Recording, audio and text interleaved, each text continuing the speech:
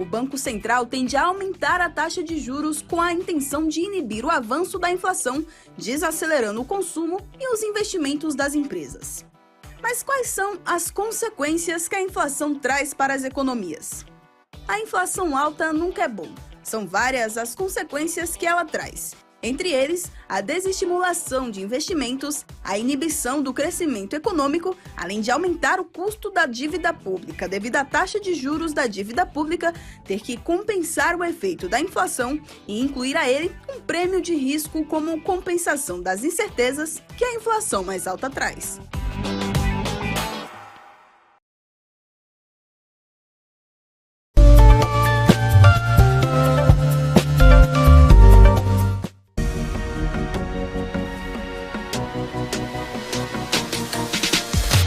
BMC News, informação que gera valor.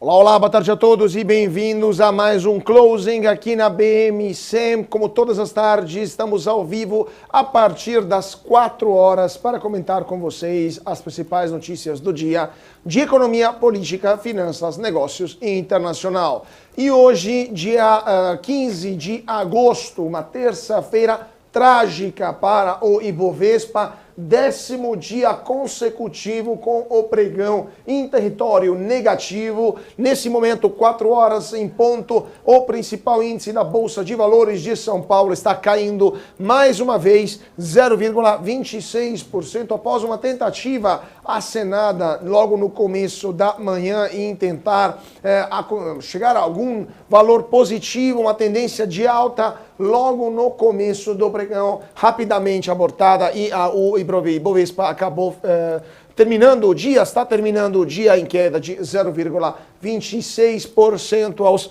116.514, aliás, 116.000 agora 498 pontos, perde mais 0,01, Ibovespa queda de 0,27% nesse momento. A Gol é a pior do dia, menos 12,07%, seguida pela Azul, menos 5,42% e a Via cai 4,07%. BRF sobe 6,60%, a melhor do dia. Vibra ganha 5,81% e Natura ganha 5,42%, mesmo com o resultado que saiu nas últimas horas, que teve um resultado negativo, um prejuízo para a Natura. Vamos dar uma olhada como está o dólar nesse momento, sobe 0,36%, 0,40% nesse momento, R$ 4,98 para o dólar. Petrobras sobe 1,93%, R$ 31,23. Vale cai 0,69%, R$ 61,47. E para entender o que está acontecendo lá fora, nos mercados internacionais, e também com a cotação do petróleo e do minério de ferro, chamo minha parceira de todas as tardes, Isabela Takaki. Muito boa tarde. Como estão as bolsas em Wall Street e como estão as cotações de petróleo e minério? Muito boa tarde para você, Carlos. Boa tarde a todos. Vamos começar então com os índices europeus que fecharam em queda, com investidores ainda pessimistas devido aos dados econômicos piores do que o esperado na China e a tensão renovada com o sistema bancário dos Estados Unidos. Além disso, os salários médios mensais no Reino Unido aumentaram 7,8% em julho em relação ao mesmo período do ano passado. Então temos FTSE no Reino Unido com queda de 1,57% no fechamento, DAX na Alemanha queda de 0,85% e CAC na França 1,10% de queda. Agora vamos para os principais indicadores dos Estados Unidos. Temos aqui o Dow Jones, que está operando neste momento em queda de 0,79%, SP 500 0,85% de queda e Nasdaq Bolsa de Tecnologias caindo também 0,75% de queda aqui por enquanto, aí antes do fechamento de mercado lá em Wall Street. Bom, vamos ver então o petróleo, qual direção está? Está em queda, com queda de 1,51%, contrato com vencimento para outubro de 2023, valendo $84,91 nesse finalzinho de pregão aí, mantendo, deve fechar em queda então hoje petróleo Brent, que é a referência para a Petrobras. Temos fechamento de minério de ferro lá no Porto de Dalian, que fechou na madrugada com queda de 0,18%, mais um dia de queda, valendo 821 ienes, Carlos. É isso aí, agora vamos falar então da notícia do dia, que é a Petrobras, que anunciou nesta terça-feira o aumento dos preços de diesel e gasolina nas refinarias. Então, a partir de amanhã, o preço médio da gasolina vai ficar 41 centavos mais caro. Isso significa que a gasolina vai aumentar 16,3%, enquanto o diesel vai subir 78 centavos, um ajuste de 25%. Esse é o primeiro aumento da gasolina desde janeiro deste ano, e desde então a petroleira cortou o preço 4 vezes consecutivas, inclusive mudando a política de preços e deixando de usar o preço de paridade internacional, o PPI, como patamar para os seus preços. Segundo o último levantamento da Associação Brasileira de Importadores de Combustíveis, a ABICOM, o preço da gasolina no Brasil estaria defasado em 24% em relação ao mercado internacional, e o diesel mais de R$1, estaria defasado 28%. O diesel, que não tinha aumento desde julho do ano passado, estaria defasado em 28% nas refinarias. Também, segundo a ABICOM, abre aspas, a implementação da estratégia comercial em substituição da política anterior de preços incorporou parâmetros que refletem as melhores condições de refino e logística da Petrobras na sua precificação. Em um primeiro momento, isso permitiu que a empresa reduzisse seus preços de gasolina e diesel e nas últimas semanas mitigasse os efeitos da volatilidade e da alta abrupta dos preços externos. Então, segundo a estatal, os preços externos de fato estão aumentando, mas ela conseguiria mitigar esta alta, mesmo assim, tarifaço que vai começar amanhã. Lembrando que desde o começo do ano ainda temos uma defasagem, segundo a própria Petrobras, de 15 centavos por litro pela gasolina e diesel 69 centavos. Então ainda faltaria muito para que gasolina e diesel fossem alinhados com os preços internacionais. Lembrando que essa estratégia de repressão, de manutenção dos preços internacionais, preços brasileiros abaixo dos preços internacionais, é uma estratégia do governo Lula que repete o modus operandi de gestões petistas anteriores, que trouxeram prejuízos gigantescos à empresa, mas também ao Brasil. Então, Petrobras, que se tornou da 7ª maior empresa do mundo, a companhia petrolífera mais endividada do planeta por causa dessa política de preços, e quase quebrou durante o governo Dilma. E agora o PT está voltando com a mesma estratégia, com a mesma tentativa de manter baixos artificialmente os preços de combustíveis como diesel e gasolina.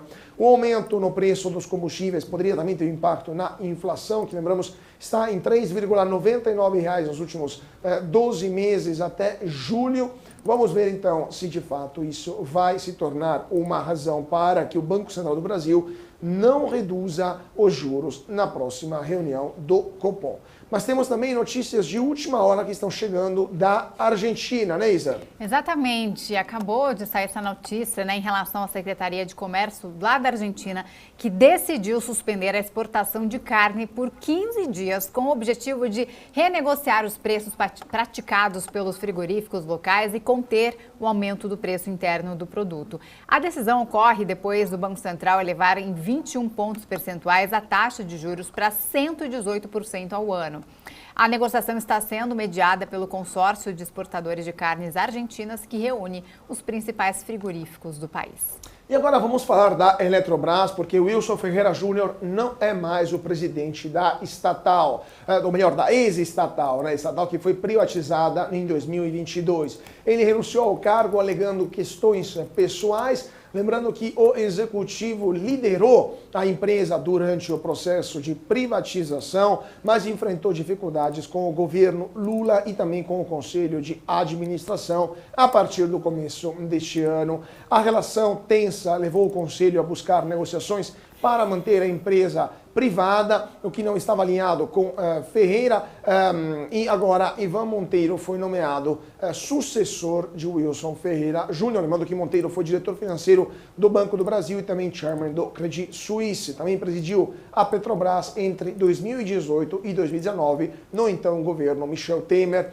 Ele assume o cargo em um momento de pressão do governo sobre a Petrobras e é considerado um nome com bom trânsito político. Lembrando que a Eletrobras está sofrendo uma forte pressão do governo federal, que está tentando reverter essa privatização através de uma ação direta de inconstitucionalidade lá no Supremo Tribunal Federal, e também todos os planos, ou quase todos os planos de maior eficiência da Eletrobras que Wilson Ferreira Júnior estava levando adiante nos últimos meses, foram sistematicamente boicotados pelo governo, ou pelo menos criticados, e o governo também ameaçou rever esses planos, como por exemplo planos de demissão voluntária ou também venda de ativos como imóveis. Vamos ver então o que vai acontecer com a Eletrobras. A Eletrobras que nesse momento está em queda, a Eletrobras queda de 3,76% nas ações da empresa, R$ 39,44 para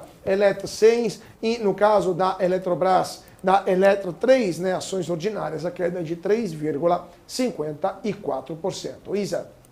Bom, agora a gente vai para a temporada de resultados, começando pela Cosan, que teve um lucro ajustado, lucro líquido ajustado de 145,2 milhões no segundo trimestre, por isso ele revertendo o resultado negativo de 178,6 milhões em igual período de 2022, segundo o balanço divulgado ontem à noite. O lucro antes de juros, impostos e depreciação, que é o EBITDA ajustado, somou 4,42 bilhões de reais no segundo trimestre deste ano, um aumento de 6,7% na comparação anual. A receita líquida da empresa somou 34,5 bilhões de reais, um recuo de 19,4% ao ano, pressionada em parte pelo desempenho da Raízen. Contudo, a média de analistas ali esperava um lucro líquido de 354 milhões de reais para a Cosan para o segundo trimestre, com EBITDA de 4,5 bilhões de reais.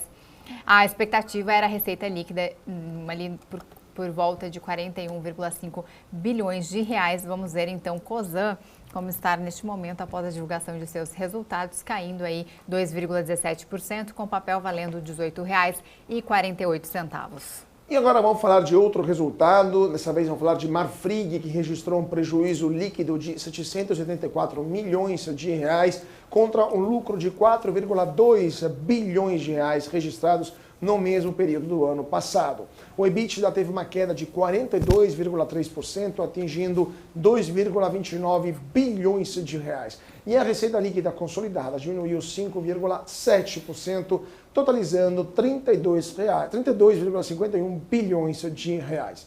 A empresa destacou que suas operações nos Estados Unidos influenciaram os resultados negativos, e a Marfrig hoje, deixa eu dar uma olhada aqui como está a ação da empresa na bolsa, aqui no nosso, perdi aqui a Marfrig, não sei se está mais fácil para você ver Marfrig e Isa, que eu estou aqui com problemas no meu computador. Marfrig subindo 0,13%, papel valendo R$ 7,73. Perfeito, obrigado, Isa. Rapidamente, antes de passar a palavra de novo para mais um resultado, vamos dar uma olhada, porque a bolsa continua caindo 0,24%, o volume financeiro hoje 16,32 bilhões de reais. Isa.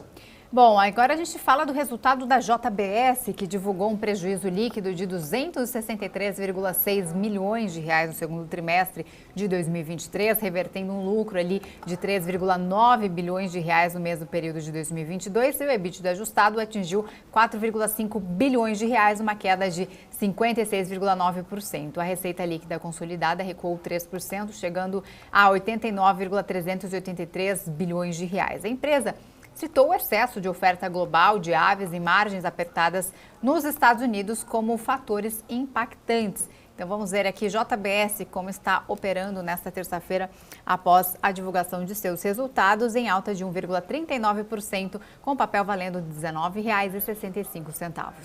E agora vamos falar de mais uma empresa do setor de carnes e proteínas animais. A BRF divulgou um prejuízo de 1,34 bilhão de reais no segundo trimestre de 2023. O EBITDA ajustado atingiu 1 bilhão de reais, superando as expectativas dos analistas que previam 917,4 milhões de reais. A receita líquida sofreu uma retração de 7,4% em relação ao trimestre anterior devido ao impacto cambial, hiperinflação na Turquia e também variação cambial da dívida. Agora, a BRF hoje é a ação que mais sobe no Ibovespa, alta de 6,80% para o papel. Então, os analistas e os investidores estão achando que o resultado foi positivo e estão premiando o papel.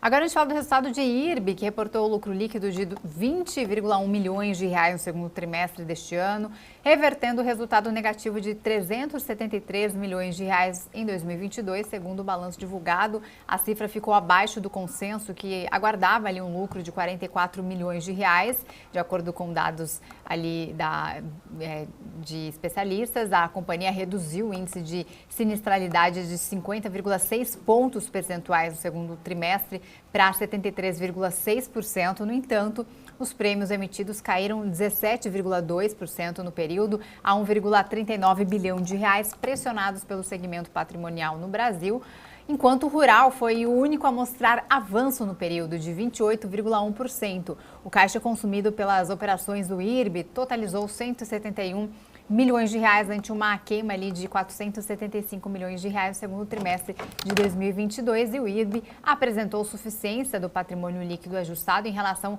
ao capital mínimo requerido ali de 322 milhões de reais, 122% do capital mínimo requerido. E no final do semestre a solvência total era de 288%. Tá aí então o resultado IRB Brasil. Vamos ver como está a cotação. Neste momento, subindo 1,80% aos R$ 39,56 o papel. E ainda falando em IRB, a empresa anunciou nesta terça-feira o novo CFO, o novo chefe da área financeira, que vai ser o engenheiro Rodrigo de Souza Lobo Botti, que deve ficar na posição até o dia 3 de julho de 2025. Botti substitui Marcos Pessoa de Queiroz Falcão, que ocupou o cargo de CFO de maneira interina desde o dia 9 de março de 2023. Cumulativamente ao IRB, o IRB informou que Falcão permanecerá como diretor-presidente, diretor de relações com os investidores da empresa, cargo ocupado com função interina. Segundo o IRB, o novo CFO é formado em Engenharia Civil pela Escola Politécnica da Universidade de São Paulo, é mestre em Administração de Empresas pela Universidade de Chicago.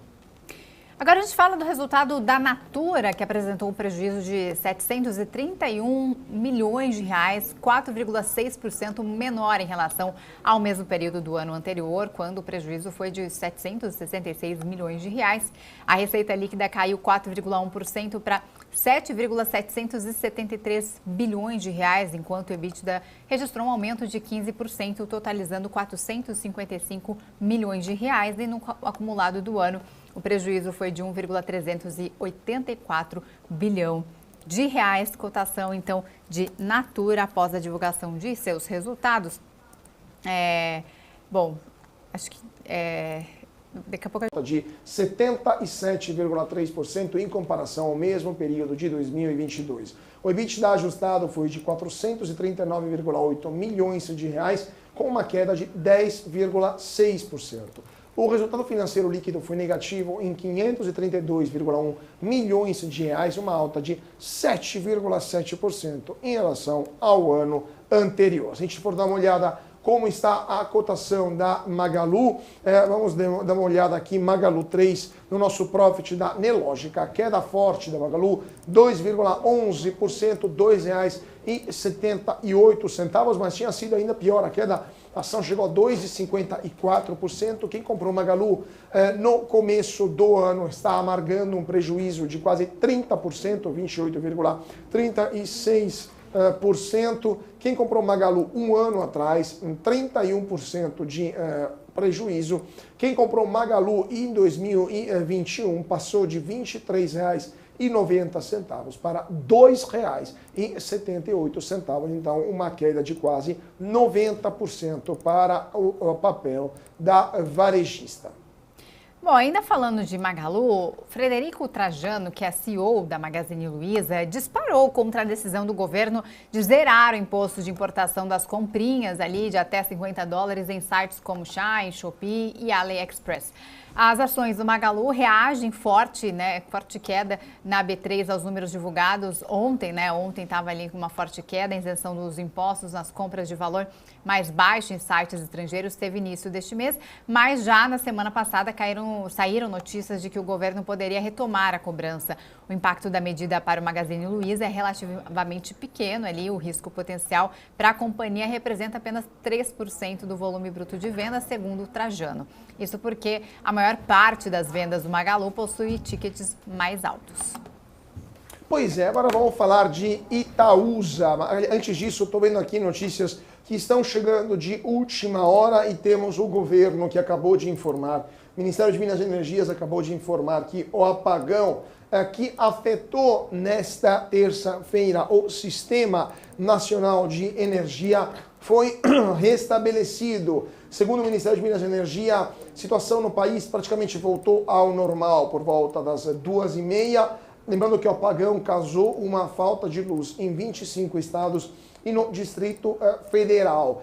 O operador nacional do Sistema Elétrico, ONS, informou que, abre aspas, uma ocorrência, fecha aspas, ocorreu às 8h31 desta manhã e levou a uma separação elétrica no sistema interligado, causando a falha de energia. Então, segundo o ONS, a interrupção no sul e no sudeste foi uma ação controlada para evitar a propagação da ocorrência e as causas desta interrupção ainda estão sendo investigadas, segundo a própria ONS. Vamos então o que vai acontecer. Teremos ainda entrevistas coletivas nesta terça-feira para explicar o que está acontecendo e a que ponto está a apuração sobre as causas desse apagão no setor elétrico. Agora, falando de Itaúsa, a Itaúsa reportou um lucro líquido de 3,59 bilhões de reais no segundo trimestre do ano, alta de 16,8% em relação ao mesmo período do ano passado. Segundo o documento enviado ao mercado, o lucro líquido recorrente subiu 14,5% para 3,4 bilhões de reais, se são desconsiderados os efeitos da alienação das ações da XP. Os resultados recorrentes no segundo trimestre chegaram a 409 milhões de reais e o lucro líquido recorrente no segundo trimestre teria então aumentado apenas 1% se a gente desconsiderasse esses resultados oriundos da venda das ações da XP. Segundo a Itaúsa, o lucro líquido foi afetado por eventos não recorrentes que tiveram um efeito positivo de 156 milhões de reais. No resultado próprio da Itaúsa, houve um impacto positivo essencialmente pelo reconhecimento da recuperação dos tributos sobre as alienações da XP ocorridas entre 2021 e 2022. O retorno sobre o patrimônio líquido médio da Itaúsa foi de 19,1% no segundo trimestre, após 18,5% registrados no mesmo período de 2022. Segundo o banco, os resultados foram consistentes e refletem a solidez e a resiliência do portfólio da holding, que, segundo a Itaúsa, é composto por marcas líderes em seus segmentos de atuação. As despesas administrativas foram reduzidas em 9%, 43 milhões de reais, e isso graças especialmente a empresas ligadas a novos negócios. Vamos ver então o que vai acontecer. A empresa então informou que não fez novos investimentos e também aproveitou para informar que vai pagar proventos no dia 2 de outubro através do instrumento dos juros sobre o capital próprio e não mais em dividendos. Valor de R$ 0,02 por ação, tirando os 15% de imposto de renda já retidos lá na fonte. E temos também novidades vindo da Bahia, né, Isa? Exatamente. Temos aí, a Ford anunciou que a fábrica do polo automotivo de Camaçari, na Bahia, que estava fechada desde 2021, agora vai ter um novo proprietário, o próprio governo da Bahia. A celebração do acordo de reversão foi assinado na última sexta-feira. Com a venda do terreno, o governo baiano vai poder, então, avançar nas negociações com a BID, ali, empresa automotiva focada na produção de veículos elétricos, que já estava ali em tratativas com a Ford. O acordo, aliás, tem como objetivo simplificar e agilizar o processo de transição de propriedade ali, uma vez que a Ford exercia sua função por meio de um contrato de concessão com o governo. A chegada da montadora chinesa pretende criar 5 mil empregos e investir 3 bilhões de reais na instalação de 3 fábricas do estado. É isso aí, agora vamos comentar as notícias com o nosso Alex André da Salinvest. Muito boa tarde, Alex, sempre um prazer tê-lo conosco. Boa tarde, Carlos. Boa tarde, Isa. Sempre um prazer estar com vocês aqui no programa.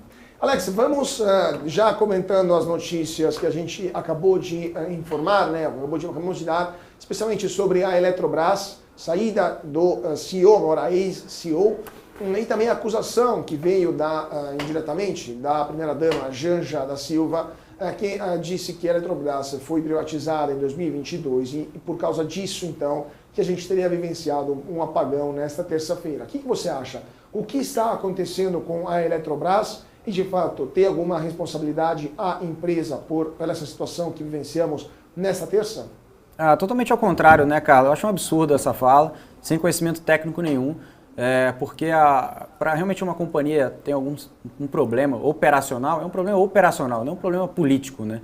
Ou seja, até estava vendo as respostas, né? Enfim, as discussões na internet, algumas piadas, o pessoal falando, alguém tropeçou no cabo, né? Ou seja, isso não é fator político, não um fator de politicagem, né? Um fator político por si só. Isso é um fator operacional que até o próprio sistema, né? Ou seja, se reuniu e entrou em contingência dizendo, olha, a gente precisa melhorar a eficiência, mas eu não vejo, inclusive a gente estava até conversando mais cedo aqui, Carlos, né, com o Adriano Pires, uma das maiores referências do país, né, na questão que tange energia, né, no assunto de energia no país, e a gente começou a trazer esses assuntos, ele dizendo, olha, a gente não tem grandes pautas aqui em relação às causas, mas a gente sabe puramente, né, que, ou seja, que não tem nada a ver com o fator político. Então, acho que isso que vem muita gente aproveitando essa oportunidade, Carlos, para trazer política na pauta, ou seja, a gente tem que separar um pouco em relação a esse ponto. E lembrando, eu acho que seria até o contrário, tá, Carlos? Porque uma empresa privada, teoricamente, ela é muito mais eficiente, tá? Não só financeiramente, mas também operacionalmente. Tá? Então, acho que essa é a boa provocação que eu quero dizer aqui e trazer para quem pensa o contrário. Tá? Eu acho que a Eletrobras privatizada, ela tende a ser... Então, não só a Eletrobras, qualquer empresa privatizada, ela tende a ter mais eficiência. Olha aí o que está acontecendo agora com o Copel, com o Sabesp. Todos os estudos de privatização já colocam, vai ter mais investimento, a empresa vai ser mais eficiente, ou seja, vai abranger maiores áreas. Então, ou seja, isso é muito benéfico para todo mundo, isso que nós observamos, inclusive, com a Eletrobras recentemente.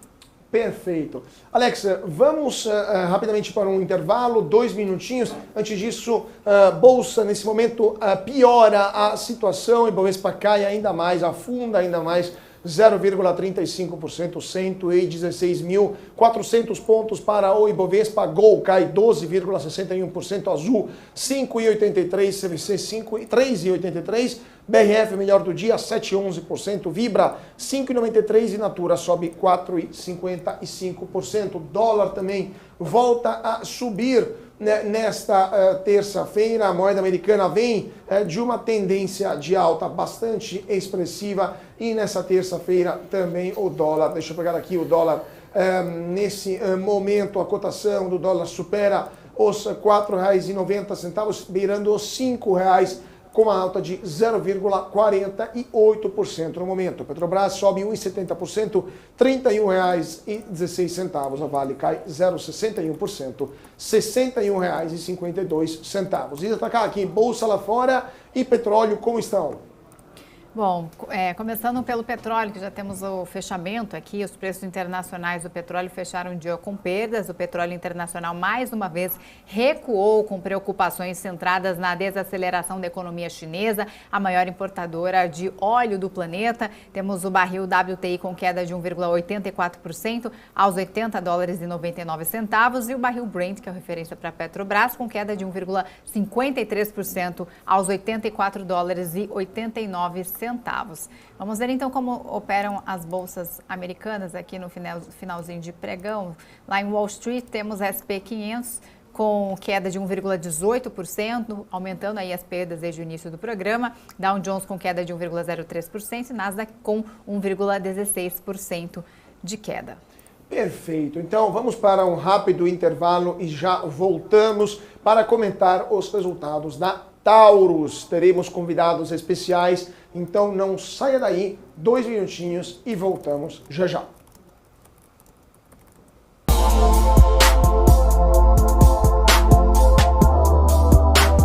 Entender o modelo de negócios, os resultados e as estratégias das principais companhias do Brasil é essencial para tomar as melhores decisões na hora de investir.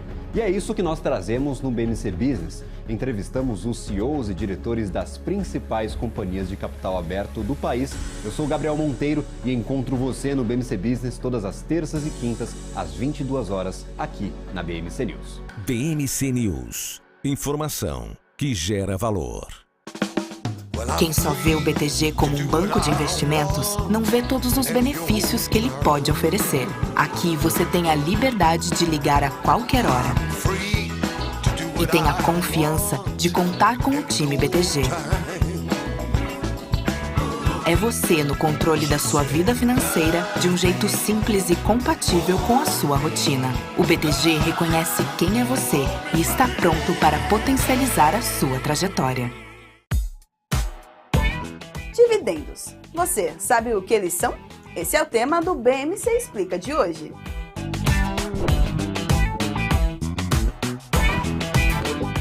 Dividendos nada mais são do que a distribuição de uma parcela dos lucros de uma empresa aos seus acionistas. Essa distribuição é feita de forma proporcional à quantidade de ações que cada investidor possui da companhia. Quanto maior a quantidade de ações o investidor tiver, maior será o valor dos dividendos a serem recebidos. Os dividendos são uma forma de remunerar os acionistas pelos investimentos feitos na empresa. As empresas podem escolher entre distribuir uma porcentagem dos lucros ou um valor fixo por ação. E essa decisão é tomada em Assembleia Geral de Acionistas. E vale lembrar que nem todas as empresas distribuem dividendos, e que o valor distribuído pode variar de empresa para empresa e ao longo do tempo, dependendo da saúde financeira da companhia.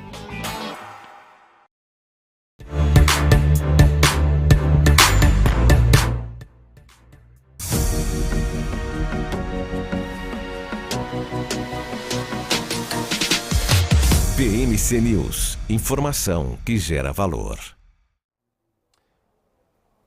E de volta para o nosso closing aqui na BMC. Muito boa tarde para você que está se sintonizando agora nesse momento, 4 horas e 31 minutos. E Bovespa continua em queda, 0,49%, 116.240 pontos. A Gol cai 12,61%, a Azul 6,01%, a CVC 4,21%. Dia muito complicado para o Ibovespa. 10º dia consecutivo de queda para o principal índice da Bolsa de Valores de São Paulo. Aproveito para perguntar para o nosso Alex André, qual que é a sua visão, Alex, sobre esta queda repentina da Bolsa, logo após também a queda de juros por parte do Banco Central, 10 pregões negativos consecutivos, algo que não se via há quase 40 anos. Qual que é a sua visão? De fato, estamos entrando numa fase negativa para a Bolsa ou é simplesmente um momento de realização dos investidores, especialmente aproveitando do verão europeu, quando tem menos volume, menos volatilidade do mercado? Carlos, olhando aqui o Ibovespa agora, né, a gente inclusive estava falando isso no News mais cedo com a Paula e com o Felipe, diversos argumentos, né? Nós temos aqui o fator político, né, a questão do Lira e o Haddad, essa questão da agenda de arcabouço fiscal que vem sendo postergada, né? Enfim, o mercado esperava isso que poderia ser resolvido mais rápido, antes do recesso, e depois do recesso demorou, né? Em relação também ao cenário macro, né, China acho que pesa bastante, e por outro lado a questão da defasagem, que até traz um ponto positivo para a Petrobras, né, as ações subindo, mas traz um ponto negativo para a inflação, que certa parte do mercado já vinha colocando com essa defasagem aumentando, né? Ou seja, esse gap chegando a bater 30%, o mercado já vinha repercutindo que o IPCA sim ia ser contaminado. Mas confirmando as expectativas, nós temos aí um petróleo bem resiliente, a gente sabe, como você comentou muito bem, temos verão europeu, que você sabe muito mais do que eu, a gente sabe que a tendência de sazonalidade para o petróleo até o final do ano é de $90 do barril. Isso quem falou foi o Adriano Pires, mais cedo também exclusivo aqui na BMC News. Então, ou seja, segundo semestre é muito mais é muito mais resiliente o preço do petróleo. Isso aqui no Brasil a gente sente bastante, né, em relação à gasolina, diesel e todos os setores. Contamina também o IPCA, o core do CPI, do próprio IPCA.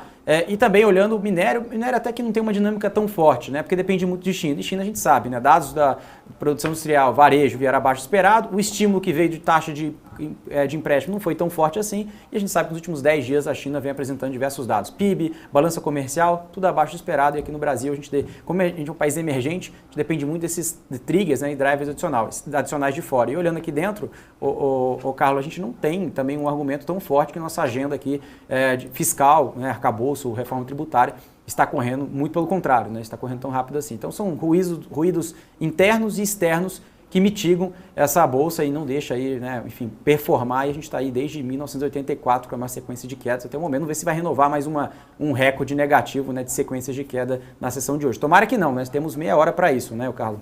Pois é, né? Nem meia hora, temos 26 minutos. 26 minutos, precisamente. Tem também, fora o leilão. O aftermarket depois, mas de fato é muito provável que hoje a bolsa feche mais um dia em queda. Isa Takaki, as bolsas lá fora estão ajudando ou estão atrapalhando o andamento do Ibovespa aqui no Brasil? E o petróleo, a que nível chegou? Queda, inclusive acentuada, né? No início do programa estava com uma queda mais reduzida e agora aumenta essa queda de Dow Jones 1,05% de queda, S&P 500 1,13% e Nasdaq 1,12% de queda, quase aí, se encaminhando para essas quedas aí no final do pregão por lá. E agora petróleo, temos fechamento já do preço internacional do petróleo, o Brent com queda de 1,53% aos $84,89.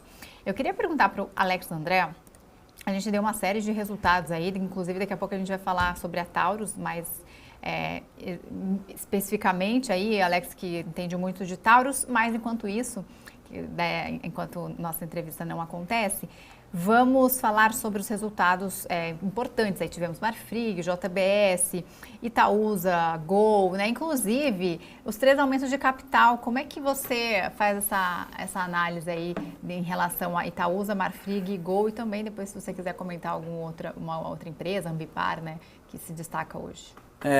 Isa, interessante essa pergunta, né? Porque quando a gente coloca em perspectiva dos aumentos de capitais, a Gol, por exemplo, foi um bônus de subscrição, e isso o mercado, enfim, já vinha até pesado no papel, né? Estava caindo uns 15% da última vez que eu observei. Isso contamina também a Azul, mas indiretamente, né? Não diretamente. Isso tem uma questão muito clara em relação à estrutura de capital da companhia, essa emissão do bônus de subscrição. E outras empresas, né? A questão da Marfrig tem a ver com a BRF, né? Enfim, com a aquisição da BRF. Então a gente sabe que a estrutura de capital ficou muito pesada, a companhia já tinha sinalizado um possível aumento de capital. Então, assim, cada companhia tem sua particularidade. Mas o que a gente tem observado, porque esses follow-ons, enfim, esses bônus de subscrição, todos esses movimentos estão começando a acontecer agora. Estou falando aqui num cenário genérico, tá? Não de uma companhia específica. É porque realmente agora a gente consegue observar que a janela de follow-on já vinha sido aberta lá atrás e o mercado tem percebido na margem, né? Ah, mas Alex, a bolsa está caindo 11 dias seguidos, né? Como que você vai trazer um argumento desse? O que acontece é o seguinte, pessoal, o argumento para você comprar bolsa um ano atrás era totalmente diferente de comprar bolsa agora.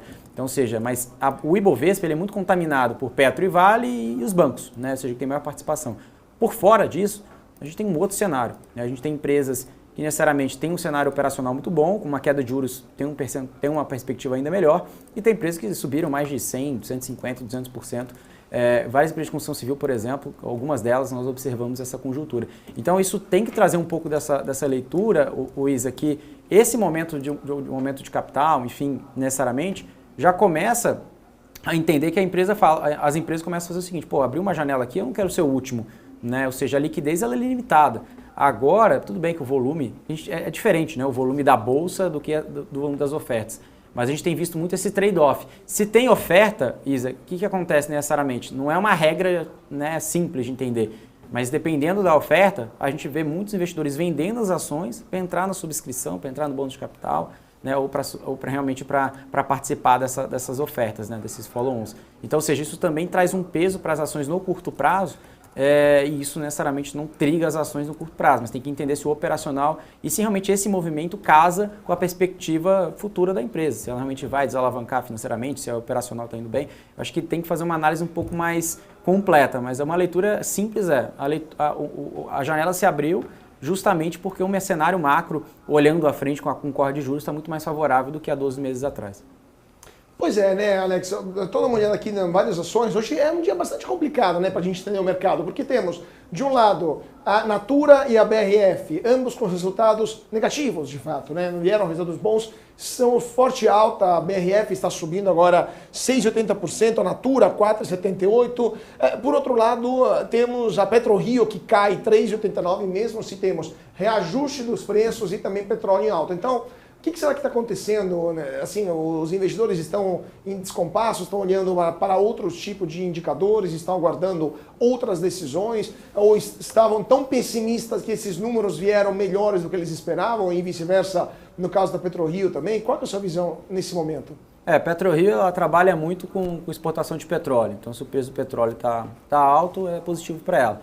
Se o preço do petróleo cair 1%, 2%, até chutando aqui para $70 o barril, a companhia vai ganhar dinheiro. Por quê? Porque o lifting cost, o custo de extração dela, é $7,40. Então, ou seja, ela tem uma margem de segurança muito grande e o nível de eficiência da PetroRio é pelo lifting cost. Já Natura e BRF, por exemplo, a gente tem uma conjuntura de expectativa de resultado futuro e não um balanço, né? Então, ou seja, a gente tem várias empresas que nós já esperávamos uma queda de resultados, mas olhando à frente, a gente vê uma perspectiva muito melhor. E uma delas é a própria Taurus, né? Então, ou seja, o resultado do segundo trimestre veio dentro do esperado que o mercado já observava. Eu, particularmente, eu até achei melhor, por exemplo, o comportamento de margem bruta, comportamento de margem EBITDA, né? A companhia é muito eficiente nos custos, né? Então, ou seja, e perspectiva muito melhores. A gente vai comentar um pouquinho mais sobre isso, mas eu vejo que esses papéis em específico, o mercado já esperava uma aceleração pontual no segundo trimestre, já começa a virar para o terceiro e quarto trimestre, segundo semestre muito melhor. Então o mercado já começa a entender pós-balanços, pós-resultados, o que realmente pode outperformar em relação não só ao preço, mas em relação aos seus pares. Perfeito. Vamos então agora entender um pouco melhor sobre os resultados de outra empresa, que é uma das queridinhas do mercado financeiro. Estamos falando da Taurus.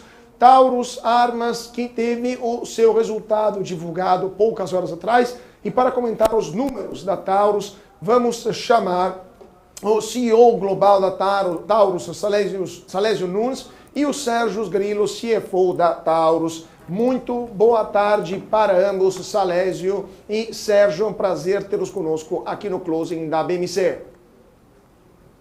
Olá, boa tarde, Carlos, boa tarde, Alex. É um prazer novamente estarmos aqui para falarmos dos resultados da Taurus, né?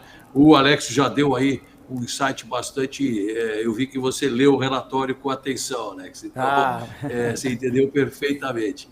Nós estamos aqui à disposição para atender aí os anseios de vocês aí, as dúvidas da nossa audiência aí. Então, muito boa tarde a vocês, estamos à disposição.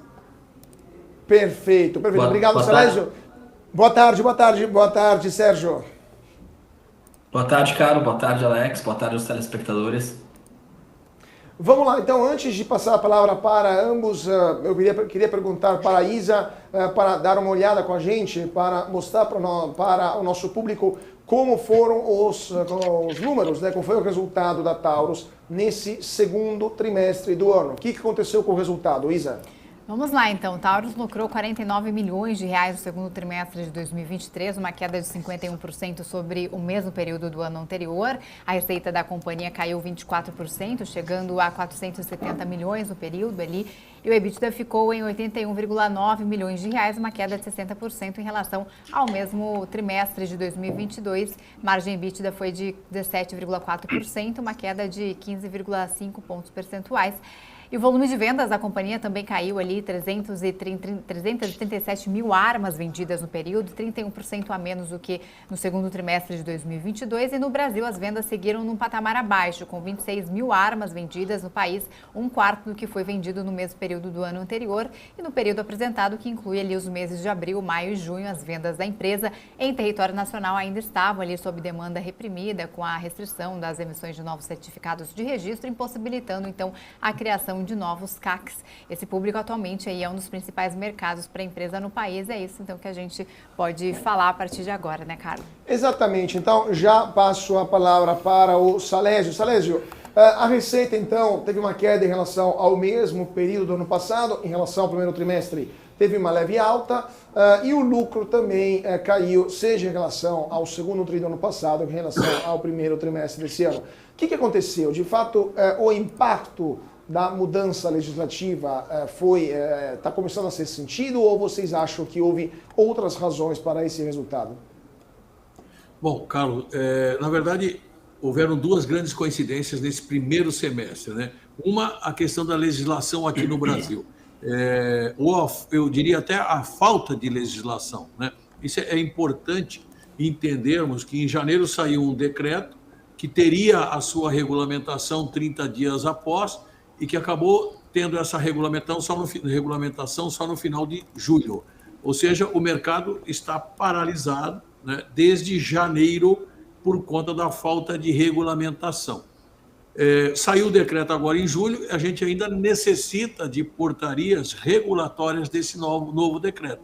Portanto, o mercado brasileiro, em termos da venda para civis, foi totalmente prejudicada nesse primeiro semestre do ano. Não, isso uma coisa particular da Taurus, né? Agora, se considerarmos as indústrias como um todo no Brasil, né, essa insegurança com relação às premissas e até a falta de definição da questão da reforma tributária e outros marcos importantes que estão sendo discutidos, impactaram a indústria como um todo, né? A CNI mesmo divulgou uma pesquisa recentemente que a utilização da capacidade instalada de uma forma geral na indústria brasileira está sendo utilizada apenas 69%. Então, essa é a questão do mercado brasileiro.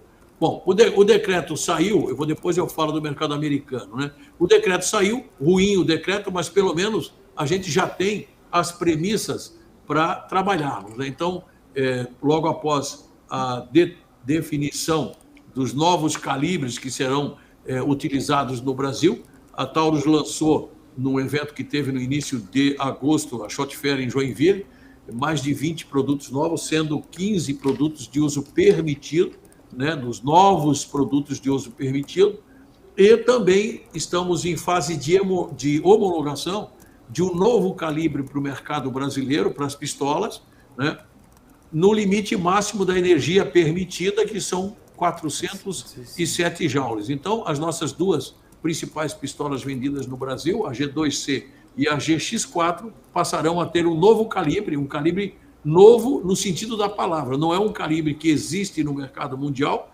será um calibre Taurus, um calibre desenvolvido pela Taurus, cuja munição será fabricada pela CBC, para poder atender aos nossos consumidores brasileiros no limite estabelecido na nova regulamentação, né? E, por outro lado, o mercado americano coincidiu também com o novo patamar pós-pandemia. A gente falava isso também no primeiro trimestre, nos resultados, na divulgação dos resultados do primeiro trimestre, que o mercado americano estava abastecido por conta do novo patamar de intenção de compras medido pelo NICS, porque depois de 2 anos muito fortes nos Estados Unidos por conta de demanda por conta da pandemia, o mercado se estabilizou. A gente sempre falava que a gente voltaria ao período pré-pandemia. Estamos aí, estamos vivendo o período pré-pandemia, se compararmos com 2019, portanto, o ano de 2019, antes do início da pandemia, a gente, se não me engano, está com umas vendas superiores 20 e tantos %. Agora, comparados com a performance dos 2 anos de 21 e 22, eu sempre digo que esses 2 anos foram fora da curva, né?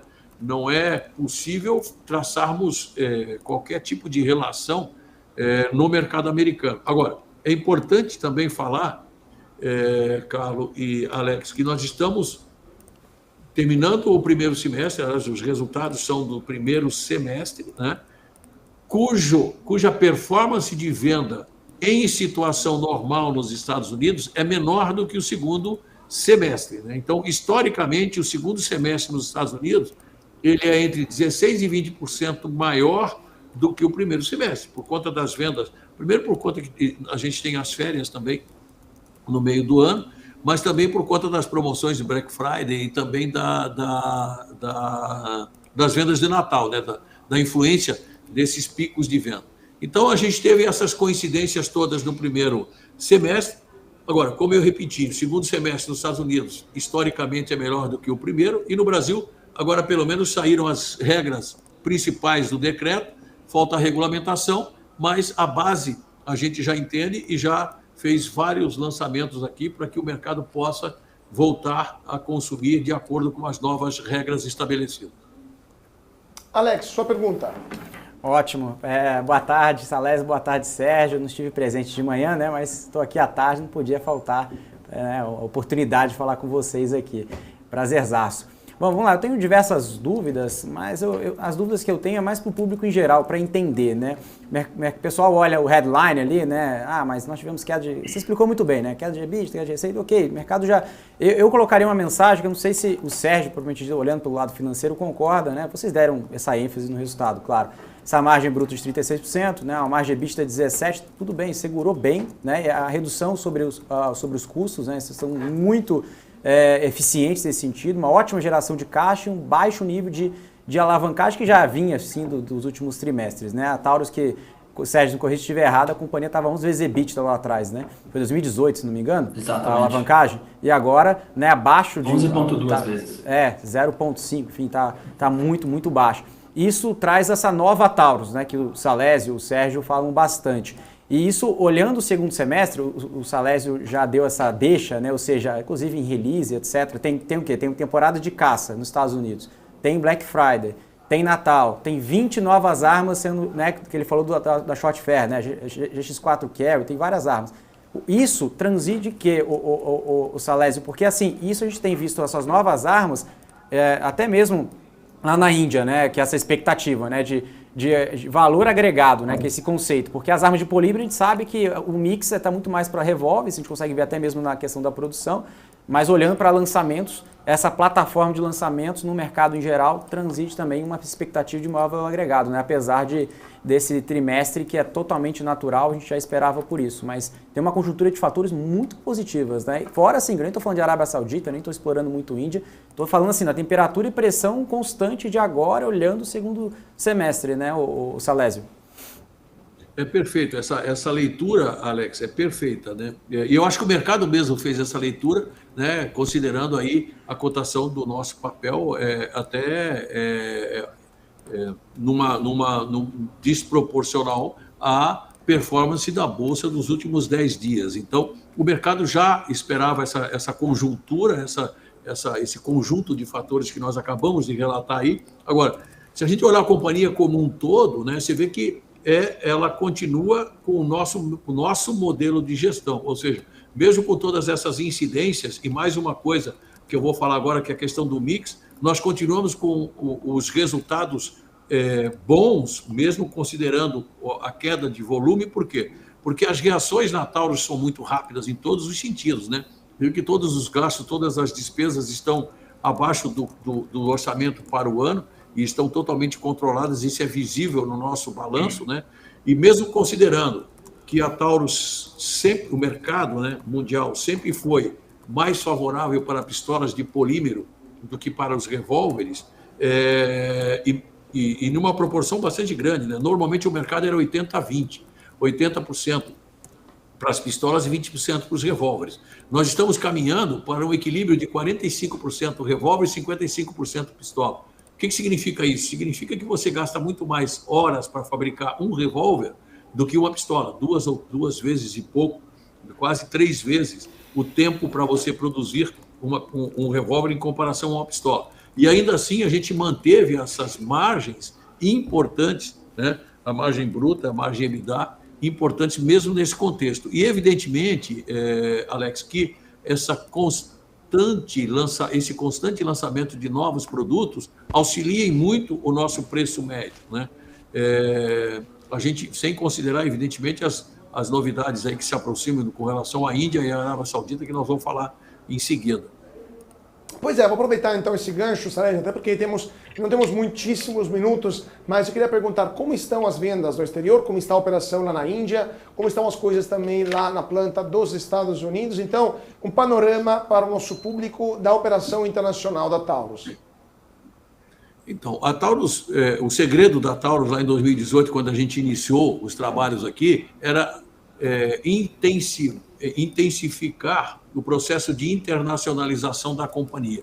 Então, a gente fez isso, no primeiro momento, na Taurus USA, né? Lembra que a gente trocou toda a operação americana, criamos toda uma nova empresa lá nos Estados Unidos, inclusive mudamos da Flórida para Geórgia, temos uma operação hoje extremamente rentável, bastante operacional e muito agressiva no que diz respeito a vendas, né? Tanto que a gente tem ganhado mercado constantemente nos Estados Unidos. O resto do mundo, com a exceção agora da Índia e da Arábia Saudita, a gente tem uma posição muito mais voltada para os mercados militares e policiais. Isso significa que as ações demoram mais. E, de novo, quando a gente estava no auge das vendas aqui no Brasil e nos Estados Unidos, não fazia sentido a gente participar ativamente das licitações públicas, porque as margens eram menores e a nossa capacidade de produção estava toda vendida. Não é o caso agora. Então, nós temos aí, pra você ter uma ideia só de números, nós estamos participando ao redor do mundo aí, considerando licitações que nós já mandamos propostas, aquelas que nós estamos ainda estudando e aquelas que ainda nem foram abertas ainda as características dos produtos, a gente está considerando aí mais de 80 milhões de dólares. De novo, eu estou falando isso sem considerar o mercado indiano e da Arábia Saudita. Então, de novo, repetindo, mercado americano totalmente agressivo, a Taurus tem uma posição muito forte nos Estados Unidos, inclusive essa reação de mix de produto, oferecendo aquilo que o mercado quer. Os produtos que a gente tem mais vendido nos Estados Unidos são as armas longas e os revólveres.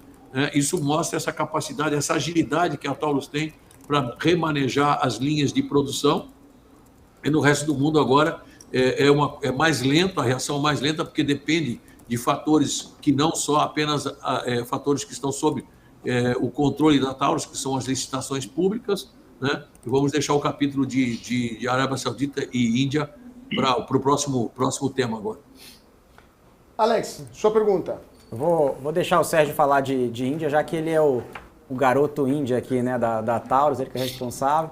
Mas se o Sérgio puder também comentar, falar de Índia, mas também falar de investimentos, né, de CAPEX, que grande parte agora, no segundo semestre, não é um CAPEX relevante, né, o CAPEX é bem tranquilo e um custo bem baixo depois da aquisição do FINEP, né, e grande parte direcionado para o CIT, né, o Centro Integrado de Tecnologia e Engenharia da Taurus, que tem dado bons frutos, não só agora, né, enfim, nos últimos trimestres, com esses lançamentos aí de diversos calibres e principalmente sendo crucial nessa regra aqui do Brasil. Então, Sérgio, se puder comentar um pouco essa parte de investimentos que mostra que a Taurus realmente é uma empresa não só rentável, geradora de caixa, com uma baixa alavancagem, mas também uma empresa totalmente competitiva, muito competitiva, não só no Brasil, globalmente, já é uma empresa, sim, já é global, já é uma das maiores do mundo em relação a armas curtas, né, enfim, mas olhando em relação a esse ponto de investimentos, que é crucial, né, e a gente entende que o investidor ele olha muito para os números financeiros, mas é que é muito intangível, que torna tangível quando você visita a fábrica, né, inclusive daqui a pouquinho estarei lá de novo, mas é isso, quando você visita a fábrica você entende, fala, nossa, o tamanho da tecnologia, né, impressora 3D, novas máquinas, e isso vai traduzir em resultado, né, já transige em resultado com esses novos lançamentos passados e esses novos de agora na Short Fair, mas eu queria que você falasse um pouco de investimentos e também de Índia, acho que são as minhas considerações aqui para o público. Alex, eu acho que a questão da Índia, eu estive na Índia agora em julho, eu diria que foi a melhor visita que eu tive na Índia. Nós estamos aí, dia 7 de outubro, a gente vai entregar as amostras para iniciar a fase de teste da licitação de fuzis, são 425 mil fuzis, é a maior licitação que a gente tem no mundo, então a gente está muito bem posicionado, estamos evoluindo muito bem nesse quesito. Hoje a gente já tem 60% das partes do fuzil desenvolvidas na Índia com fornecedores indianos. O governo indiano exige que o fornecedor tenha 60% de conteúdo local e 40% de conteúdo importado. Hoje nós já temos mais de 60% do fuzil desenvolvido dentro da Índia, então a gente está super preparado para os próximos passos da licitação. E também o outro lado positivo da Índia, Alex, que a gente já desenvolveu 100% de conteúdo local para a pistola e para o revólver que nós vamos começar a produzir para o mercado civil. Então, nós estamos testando, provavelmente nos próximos dias a gente deve ter a primeira arma aí montada, com 100% de conteúdo indiano, vai ser montado ainda aqui no Brasil, mas com conteúdo 100% indiano. Então, a ideia é que a gente comece a produzir já para o mercado civil durante esse ano. Então, as coisas estão indo muito rápido agora na Índia, a gente passou por um período que as coisas andaram mais devagar, justamente até pela questão do Covid, mas nos últimos tempos, realmente, o projeto da Índia tem andado de maneira muito célere. E falando um pouco de investimento, né, nós investimos 57 milhões e meio de reais no primeiro semestre do ano. Como tu falou, a gente conseguiu um financiamento do FINEP justamente para nos ajudar na parte dos investimentos em tecnologia. Todo o dinheiro que vem do FINEP, ele é voltado para a tecnologia, então não é diretamente para a produção, mas sim para o desenvolvimento de novos produtos, novas tecnologias. Então, durante esse ano a gente vai acabar, obviamente, os investimentos que a gente tem, que estão investimentos correntes em maquinário, como a gente teve aqui, viu toda a melhoria que a gente fez no Parque Fabril, e a partir do próximo ano a gente deve manter praticamente um CAPEX de desenvolvimento de novos produtos e um CAPEX de manutenção. Então a gente deve diminuir muito esse nível de investimento que a gente teve nos últimos 3 anos. Próximo ano a gente não vai ver mais esse nível de investimento dentro da Taurus. A Taurus entra numa normalidade, a gente já conseguiu melhorar muito o nosso Parque Fabril, investir em novos produtos, em novos processos, novas máquinas. Então, a partir do próximo ano, o que o nosso acionista vai ver? Uma necessidade menor de CAPEX. Isso é interessante, que à medida que a gente consegue diminuir o CAPEX da empresa, a gente também, obviamente, consegue gerar mais caixa livre para o nosso investidor. Então, a tendência nos próximos anos é que realmente a gente diminua o CAPEX a partir do segundo semestre desse ano, mantendo 57. A partir de 2024, o CAPEX vai ser um CAPEX praticamente de manutenção e desenvolvimento de novos produtos. Maravilha. Alexis, temos mais um minutinho, se quiser telegráfico, senão a gente encerra o nosso papo com a Taurus. Não, acho que só, se puder falar aqui de Arábia Saudita, né? Acho que se puder estar esse espaço aqui, só para terminar com chave de ouro aqui, o Salésio, por gentileza. Telegráfico, Alexis, temos um minutinho. Muito bem, rapidamente então, Carlos e Alex, eu acho que o importante na Arábia Saudita, diferente da Índia, é a agilidade, né? A gente conseguiu construir o MOU em poucos dias. Eles vieram aqui no Brasil, nesse evento do Ministério dos Investimentos da Arábia Saudita, estiveram visitando a Taurus aqui, inclusive, Alex, ficaram extremamente interessados na nossa franquia, né? Querem ser o primeiro a levar a franquia da Taurus para fora do país, lá para Riad. Então, assim, eu acho que a Arábia Saudita é um negócio que vai vir muito rápido. A gente está investigando agora esse mercado, porque é todo o Conselho de Cooperação do Golfo, né? Não é só a Arábia Saudita. Então, acho que muito rapidamente, muito antes dos 12 meses que nós temos de período aí, a gente vai estar desenhando aí um novo projeto para internacionalização da Taurus. Sensacional. Caracal que se cuide, hein, pessoal? Vamos lá. Perfeito. Valeu, obrigado, hein, pessoal. Muito obrigado, Salésio. Muito obrigado, Sérgio. Foi um prazer ter ambos conosco aqui no Closing da BMC e nós vemos então numa próxima ocasião para falar de Taurus. Foi um prazer, obrigado. Obrigado, Sérgio. Obrigado, um forte abraço, boa sorte. Vamos para um rápido intervalo, 2 minutinhos e já voltamos aqui no nosso Closing. Não saia daí que tem mais convidados chegando.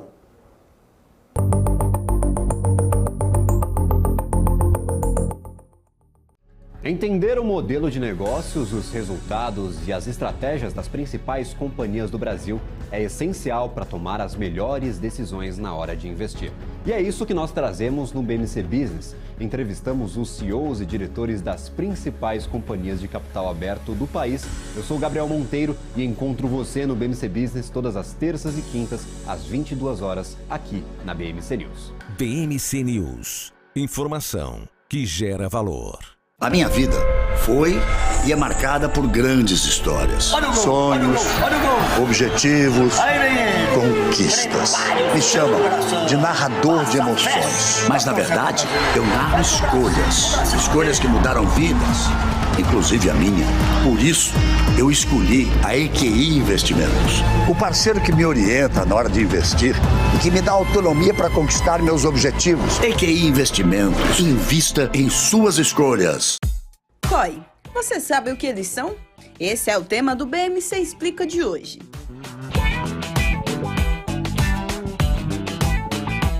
COI é a sigla para Certificado de Operações Estruturadas. É um investimento montado por instituições financeiras que combina características tanto de renda fixa quanto de renda variável em um único produto.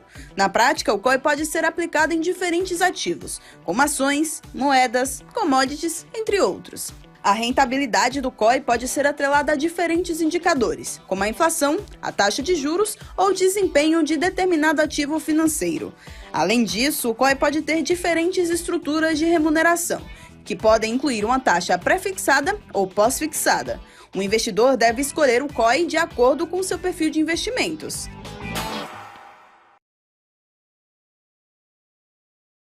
Conheça a Brasil Paralelo, o único streaming que oferece uma experiência completa, que começa antes de cada filme com a sinopse em vídeo e continua depois que os filmes acabam com as análises e podcasts sobre o que acabou de assistir.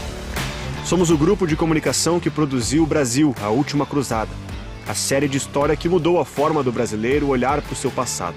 Junte-se às mais de 600 mil famílias que assinam a BP.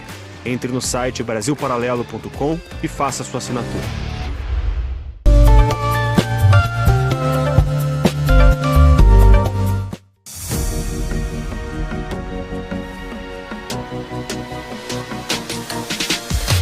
BMC News, informação que gera valor.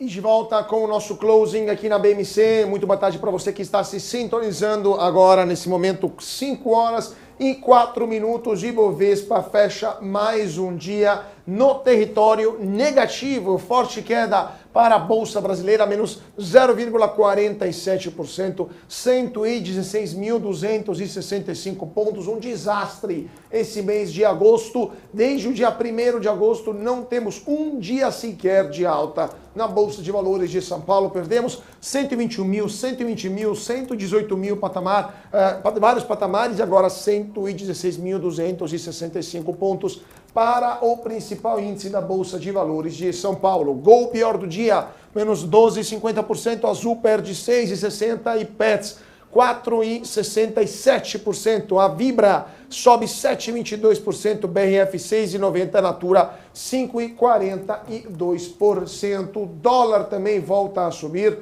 dólar que chega a beirar os R$5, alta de 0,48%, R$4,99. Petrobras sobe 0,75%, R$30,87. A Vale cai 1,11%, R$61,21.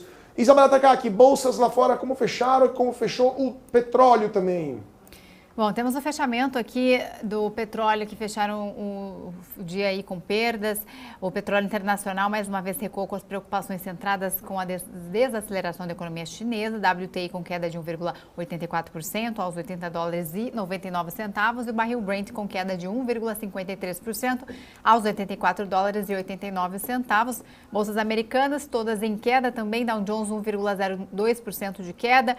SP 500 também com 1,12% de queda e Nasdaq com 1,14% também de queda. Perfeito. Agora vamos chamar o nosso segundo convidado, terceiro convidado de hoje, o Frederico Castro, gestor da Mirante Investimentos. Muito boa tarde, Frederico. É um prazer tê-lo conosco aqui no Closing da BMC.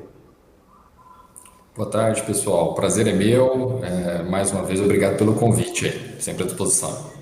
Obrigado. Então vamos direto ao ponto. E essa Petrobras, com esses preços que foram reajustados nessa terça-feira, tarifaço brutal, alta de mais de 25% no preço do diesel, 16% no preço da gasolina. Inclusive, para quem não foi já abastecer, corre para o posto, porque amanhã vai custar mais. Qual que é a sua visão sobre isso? O mercado parece ter gostado dessa revisão dos preços. Petrobras hoje foi a única petrolífera que subiu. Qual que é a sua visão e se você acha que é suficiente esse aumento, considerando que temos uma defasagem ainda, né, da Petrobras, dos preços praticados pela Petrobras em relação ao resto do mundo? Olha, eu acho que era um aumento necessário para você evitar um desabastecimento da cadeia local, né? A gente não pode esquecer que o país é importador de diesel, né, em 25% mais ou menos do volume, importador de gasolina. Então, a gente já tinha notícias aqui de, principalmente, postos bandeira branca sofrendo para receber diesel, né, sem ter diesel disponível para venda, né, porque basicamente seca essa importação a partir do momento que você trabalha com o preço interno da Petro muito abaixo da paridade. O pessoal deixa de importar para revender aqui localmente, porque senão estaria perdendo dinheiro.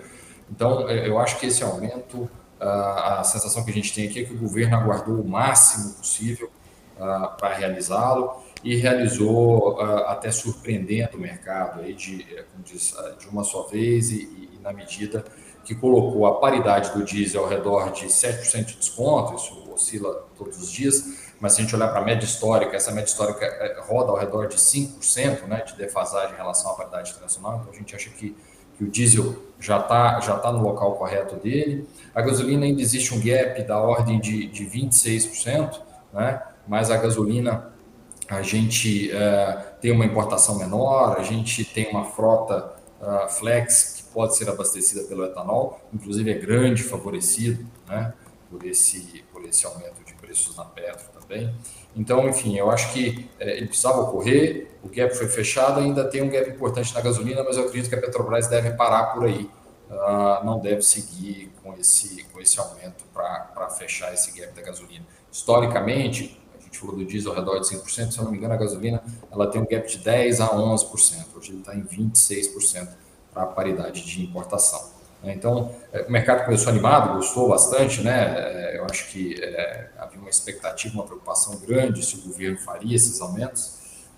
Então, o fato deles terem vindo, as ações da Petro abriram com alta de quase 4%, mas no final do dia devolveram boa parte dessa alta. Eu acho que parte em função de um cenário, né, no mundo todo aí, de bolsas para baixo, S&P, se eu não me engano, caiu mais de 1%, eu não acompanhei exatamente o fechamento agora, mas estava caindo mais de 1%, e notícias do que vão fazer com o eventual lucro excedente, né? Eu acho que o grande ponto de questionamento hoje na Petrobras, uma vez que você reajusta o preço, você passa a fazer margens nas refinarias, volta a ter um crack spread aí, positivo, né? No entanto, para onde vai esse recurso? E aí, ao final do dia, a gente ouviu notícias de que o Haddad estava em conversas com o presidente da Petrobras, o Jean Paul, para renegociar passivos fiscais da Petrobras no CARF, na ordem de 30 bilhões. Então, assim, o governo dá com uma mão para o investidor, mas, eventualmente, é preciso ficar muito atento, né, nessas ingerências de empresas públicas, porque ele tira com a outra mão. E está aí um claro exemplo, principalmente nessas negociações aí com o CARF. 30 bilhões, nós estamos falando aí, é quase 8% do market cap da Petro, né? Então, vamos ver o que vai sair dessas conversas aí. Então, de maneira geral, é esse o panorama. Pois é, né? Mas só para terminar esse ponto, Frederico, porque então, qual que é a posição de vocês aí na Mirai? Na Mirante, vocês estão considerando a Petrobras como uma empresa com esse preço e com essas perspectivas que não vale a pena ter na carteira, ou ainda vocês acham que o Congresso vai limitar excessos, teremos check and balance, né, que não permitirão a volta do desastre que foi a gestão da Petrobras durante os 2 mandatos da ex-presidente Dilma? Qual que é a visão de vocês sobre Petrobras e também quais são os efeitos que essas políticas estão tendo e terão sobre não somente a empresa, mas as distribuidoras também, a Vibra, né, a antiga BR distribuidora, a própria Cosan? O que vocês estão, a Raízen, né? O que vocês estão achando dos efeitos indiretos que as políticas de repressão de preço da Petrobras vão ter sobre refinarias e, no caso, distribuidoras que são listadas, né, na Bolsa de Valores? Perfeito. A gente, aqui na Mirante, a gente, por definição, acaba não investindo em empresas públicas, né? A gente acha que boas empresas, elas precisam ser bem geridas e não necessariamente a empresa pública, ela está alinhada com a boa gestão voltada para o retorno sobre o capital do acionista, né? Ela tem outros interesses, né, além do capital do acionista, para atender, e a Petrobras dá um exemplo claro disso em algumas questões. Então, a gente evita investimentos, a gente, apesar de concordar com vocês que é uma empresa extremamente barata, mesmo com esses ajustes de dividendos aí, deve entregar um dividend yield de 2 dígitos alto para o investidor, né? Então, a gente só evita porque alguma surpresa pode acontecer. Por exemplo, essa questão do CARF, né? Eu acho que é uma questão, o governo conversa, olha, você não quer assumir aqui uma conta de 30 bilhões, a gente negocia, porque de certa forma isso é favorável ao governo, ajuda muito no fechamento do déficit primário que a gente tem que fechar para o ano que vem, né? Fora isso, a gente viu aí nas obras do PAC, né, a participação expressiva da Petrobras, com mais de 380 bilhões em investimentos, que a gente sabe que em outros anos esses investimentos foram mal conduzidos, muitas obras superfaturadas, má alocação de capital. Então, assim, eu acho que esse contexto nos faz evitar a exposição do fundo em Petrobras, mesmo sabendo que é um ativo extremamente barato, né? E com relação ao que você comenta sobre os efeitos desse reajuste, eu acho que os efeitos são na economia como um todo, né?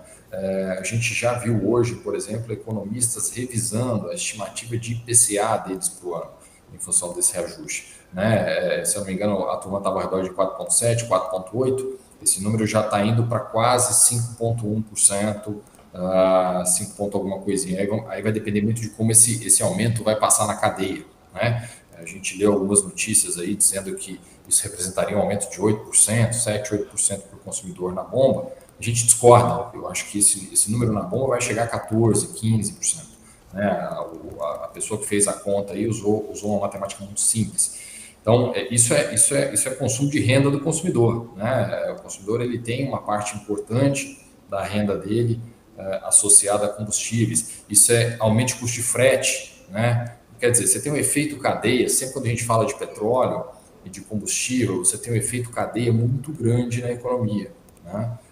Principalmente no curto prazo. Eu não acho que isso vai afetar a trajetória de juros do país, porque a gente está olhando para uma inflação de meta de longo prazo, mas no curto prazo, sim, eu acho que tem um impacto importante na economia em várias cadeias.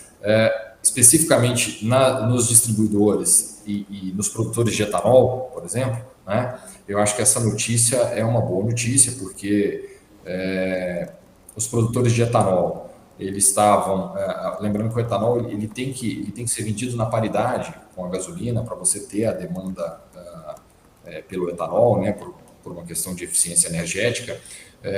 Então, a partir do momento que o preço da gasolina, e aí nós estamos falando da gasolina A, tá? Não é a gasolina que a gente compra no posto, mas é a gasolina A, ela sobe 16%, mesmo tendo 25% de composição de etanol anidro, na nossa visão, o etanol anidro vai subir na mesma proporção. Ele vai aproveitar essa elevação de custo da gasolina e vai colocar preço também, porque o produtor de etanol está ganhando muito dinheiro no açúcar, né? E estava passando apertado no etanol. Tanto é que os grandes distribuidores que conseguiram segurar estoque estão segurando estoque para poder vender com condições melhores, né? Então, quer dizer, no final das contas, o produtor de etanol ele vai repassar no preço e ele tem uma vantagem tributária. Na gasolina, a tributação é 35% e no etanol é 18%. Então, quer dizer, o efeito quando você aumenta o preço mais o tributo que você tem, o etanol ele pode até subir um pouco mais o preço, né? Tanto é que a gente está vendo, a gente viu performances positivas em Raiz, em São Martim, etc., olhando para essa parte de etanol.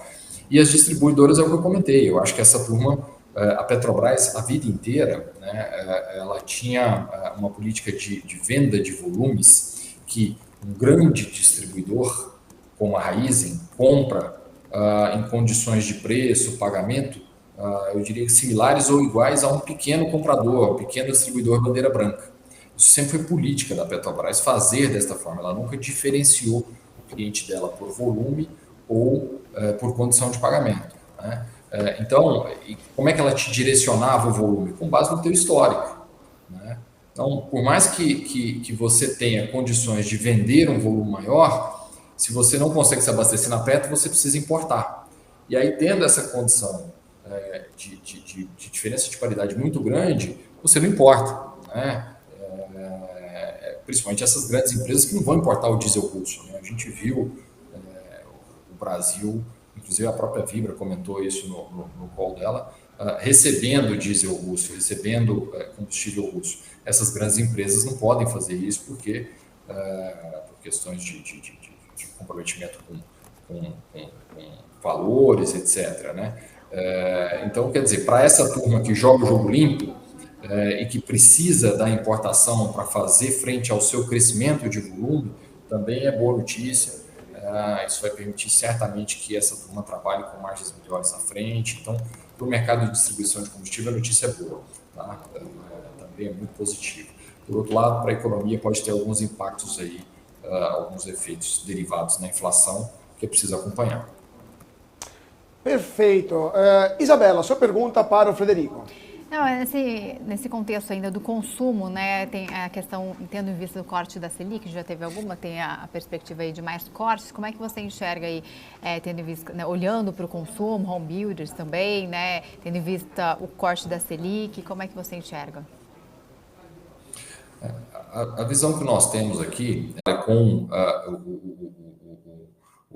o juros futuro, a gente acha que uma boa parte dessa valorização que a gente viu nas ações, né, dos lows que atingiram, precificaram essa curva de juros, esse fechamento de curva de juros, né? Então, quer dizer, a gente teve aí um re-rating associado a essa curva de juros. Qual que é o segundo passo?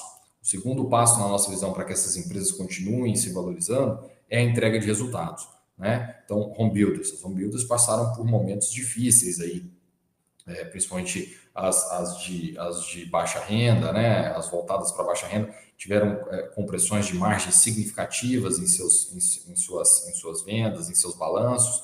As incorporadoras de média e alta renda também tiveram alguma compressão de margem, mas elas têm uma capacidade de repasse de preço mais forte, conseguiram absorver uma parte disso. Por outro lado, impacta a demanda, né? Então, a turma lançou, mas não conseguia vender. Então, essa maré está mudando, né?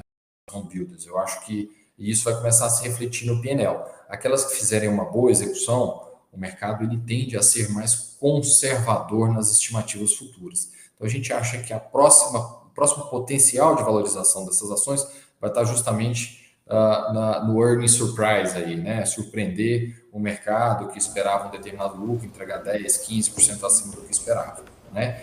Consumo viveu uma outra história. Consumo, eu acho que surfou um pouco dessa reprecificação em função da queda de juros, mas a gente viveu, até em função do endividamento das famílias, né? Comprometimento da renda com o pagamento de juros, a gente viu despesas básicas, né? Saneamento, energia, reportando aumentos de PDD, quer dizer, com o consumidor com orçamento mais apertado pela inflação, apertado pelos juros, esse consumidor ele consumiu menos, né? Então, a hora que a gente olhou para os resultados das empresas nesse último trimestre, o que a gente enxergou foram resultados bem fracos em termos absolutos, né? Mas a sinalização de todo mundo é de um segundo semestre bem melhor. Então, eu acho que, de novo, o que vai sustentar a valorização das ações de consumo de agora em diante é a entrega de resultados, tá? Eu acho que a curva de juros, na nossa visão, a não ser que a gente tenha mais notícias fiscais extremamente positivas, né? Um desenrolar do arcabouço fiscal mais positivo do que o que já se tem na mesa, alguma discussão da reforma tributária, enfim, coisas que possam trazer mais otimismo com o fiscal, a curva de juros está dada e, de certa forma, está precificada no mercado. O que a gente vai ter que aguardar agora são as empresas entregarem bons resultados aí. Perfeito. Vamos ver então o que vai acontecer. Enquanto isso, só antes de despedir do Federico, notícias que acabaram de chegar agora, a coletiva de imprensa do ministro de Minas e Energia, Alexandre Silveira, que considera o apagão que o Brasil enfrentou hoje como extremamente raro e que não tem relação com segurança energética. Ele não descarta um ato intencional, diz que terá um inquérito da Polícia Federal. Vamos ver então o que vai ser, né, o que vai acontecer e sim vai ser esclarecida a causa deste apagão. Lembramos que o ministro disse então que é um fato extremamente raro, abre aspas, extremamente raro, que aconteça, fecha aspas. Federico, muito obrigado por sua participação. Frederico Castro, gestor da Mirante Investimentos. Foi um prazer tê-lo conosco aqui no Closing da BMC. Até mais. O prazer foi todo meu. Obrigado mais uma vez pelo convite. Parabéns pela BMC. Um abraço. Obrigado. Até a próxima. E vamos para os nossos outros dois convidados de hoje, o quarto e o quinto convidado desta terça-feira, bastante movimentada, não para de chegar notícia aqui. Vamos falar agora de política. Vamos falar com o Luan Sperandio, analista político e conselheiro do ranking dos políticos. Muito boa tarde, Luan. É um prazer tê-lo conosco hoje, presencialmente, aqui no Closing da BMC. Muito boa tarde, Carlos. Sempre um prazer falar com a audiência da BMC News. E também com o João Carlos, diretor do ranking dos políticos. Muito boa tarde, João. É um prazer tê-lo conosco. Prazer todo nosso, Carlos. Estamos aqui para contribuir com o debate. Vamos lá, gente. Então, novidades de Brasília. Temos a volta dos trabalhos do Congresso após a pausa, após as férias de julho. E já temos articulações para a votação do arcabouço fiscal e também da reforma tributária. Ao mesmo tempo, temos desgastes por parte do Executivo. Hoje foi um caso típico com esse aumento do preço dos combustíveis. Então, começando pelo Juan e depois para o Luan. Juan, qual a sua visão sobre o momento que o governo está vivenciando nesse momento? Estamos tendo um fim da lua de mel, essa alta dos preços da Petrobras, esse tarifaço de hoje, poderia marcar o fim da lua de mel do governo com o seu eleitorado ou ainda tem crédito político para gastar? Ainda tem crédito político para gastar. O governo ele se iniciou há 6 meses atrás. O governo ele tem recuperado políticas públicas do passado, recuperado Minha Casa Minha Vida, Bolsa Família, mais médicos. No caso da Petrobras, eles indicam um político muito preparado, alguém técnico, que foi relator do Marco das Ferrovias no passado. Lembrando que foi um projeto que incentivou as ferrovias, projeto inclusive do atual governador de São Paulo, Tarcísio de Freitas, indicou o senador Jean Paul Prats para a presidência da Petrobras. O senador Jean Paul Prats, ex-senador, é um senador experimentado, um político experimentado no cenário de Brasília, mas que ficou muito marcado, no caso da Petrobras, por dar fim à política de paridade de preços da empresa que vigorava há anos. Então, certamente, o governo ainda tem muita lenha para queimar, tem buscado acordos políticos, principalmente junto ao Congresso Nacional. Agora estão buscando fazer uma nova reforma ministerial, indicando nomes, principalmente da Câmara dos Deputados, para levar para sua equipe, atraindo partidos, principalmente que não compõem hoje com o governo, especialmente os republicanos, que é o partido do governador de São Paulo, Tarcísio de Freitas, franco apoiador do ex-presidente Jair Bolsonaro. Então, nessa toada, o governo ele busca fazer uma nova composição ministerial para, assim, conseguir também uma maioria mais consolidada dentro do Congresso Nacional e poder avançar as suas pautas, para além de recuperar pautas que já vieram do passado, como essas políticas sociais que eu citei. Pois é, mas Luan, agora a pergunta para você. Quanto vai custar essa composição nova ministerial, esse aumento da base eleitoral? Porque o governo, base política, na Câmara e no Senado, porque o governo já gastou só em emendas parlamentares, dos vários tipos, emenda do relator, emendas diretas, emenda PIX, já gastou desde o começo do ano, se não me engano, quase 10 bilhões de reais. Quanto tempo ainda, quanto dinheiro ainda tem o governo em caixa para gastar com emendas e quanto que o Centrão agora e até os partidos de direita vão pedir para votar as propostas que o Executivo vai mandar para o Congresso? Perfeito, Carlos. A gente tem sempre a discussão, o governo ele vence a eleição, mas ele não vence sozinho, ele tem que fazer uma composição com aliados dele, até para ter uma sustentação maior, especialmente na Câmara dos Deputados. E o que nós verificamos uma dificuldade muito forte nesse primeiro semestre? Nós tivemos alguns partidos sobre-representados com ministérios e com determinados órgãos no Executivo, e isso incomodou outros aliados e integrantes, lideranças partidárias dentro do Congresso Nacional. Então nós tivemos uma série de avisos por parte da Câmara dos Deputados, em especial ao Executivo, de que era necessário chamar para a mesa e dialogar e renegociar como se daria essa nova composição ministerial. E esses avisos eles sempre se dão por meio de votações. Nós tivemos, por exemplo, uma dificuldade muito grande, a gente lembra, em maio quase caducou uma medida provisória relativamente simples de todo início de governo, da reorganização dos ministérios. Foi aprovada só aos 47 do segundo tempo.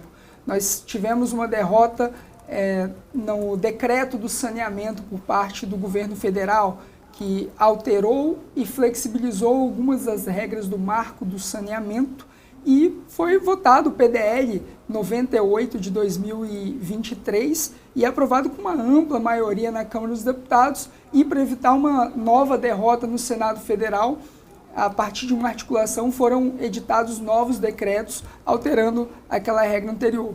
Respondendo à pergunta do quanto vai custar essa composição, o que republicanos e o próprio progressistas têm demandado são mais ministérios. E aí esses ministérios, em especial o Ministério do Desenvolvimento, buscando aí um orçamento, uma fatia muito grande, e o Ministério da Saúde também é um que especialmente o Progressistas está de olho.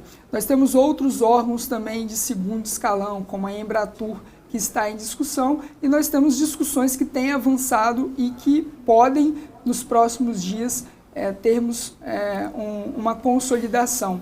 O Lula tem adiado algumas decisões e sentido o clima até para tentar ajustar e barganhar mais com esses partidos, mas ficou muito claro, especialmente até junho, que se o governo não fizesse uma recomposição ministerial, equilibrando melhor as forças e equilibrando melhor os orçamentos com os aliados, ficaria muito difícil ter algumas vitórias e levar a sua agenda ao Congresso. Mas nós temos visto também uma oposição fragmentada e com uma dificuldade de narrativa e agenda, e enquanto isso o bonde governista tem passado, a gente viu isso mais claramente aí antes do recesso.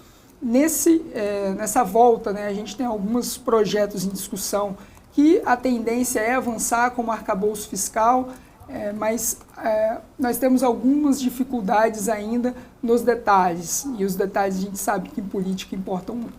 Claro, claro. Isabela.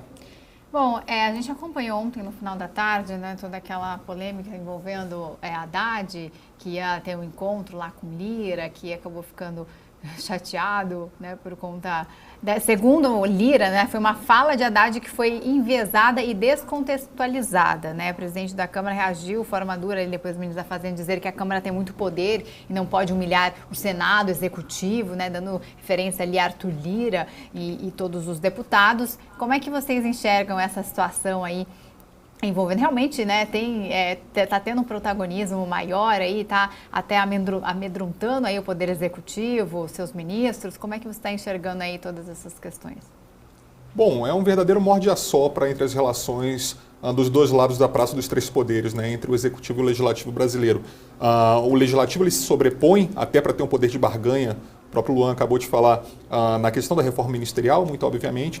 O Legislativo quer o seu quinhão e impor sua agenda, também de olho no orçamento, nas suas fatias, lembrando que ano que vem é ano de eleição e muitos desses parlamentares que lá estão serão candidatos a prefeitos e querem levar recursos para suas bases, e esses recursos virão através do Executivo Federal. Mas essa relação de morde-a-sopra, ela tende a se asseverar e tende a continuar muito em virtude da sobreposição de poderes. Hoje o Brasil, por mais que tenhamos uma tripartição de poderes muito clara, executivo, legislativo e judiciário, mas um poder ele tem tentado a todo momento se sobrepor ao outro. E isso também o judiciário tentando legislar, o legislativo tentando executar e o executivo tentando legislar de toda forma. Luan, sua visão sobre esse ponto? A grande questão do arcabouço fiscal é que quando o projeto sai e é entregue à Câmara dos Deputados, ele tinha muitas exceções. Era um projeto que tinha 11 exceções, a regra que, em tese, deveria limitar o teto de gastos. E o deputado relator, o Cajado, ele traz um esforço concentrado com os parlamentares, tentando evitar aumentar ainda mais essas exceções. Na verdade, eles as restringem. E foi um trabalho muito bem conduzido, tanto é que foi aprovado com ampla maioria. A grande questão é que quando ele chega ao Senado, nós temos mais as sessões abertas, Então, um arcabouço fiscal ainda menos restritivo e, lembrando, o arcabouço fiscal está substituindo a regra do teto de gastos para poder autorizar gastos maiores no orçamento do governo, da União. Então, isso gerou um descontentamento muito forte, né? Um certo atrito entre Câmara dos Deputados e Senado Federal, porque há uma pressão muito forte em relação aos parlamentares. A Câmara ela diminuiu, né, enfrentou essa pressão de diversos grupos de interesses, e quando vai para o Senado a gente tem diversas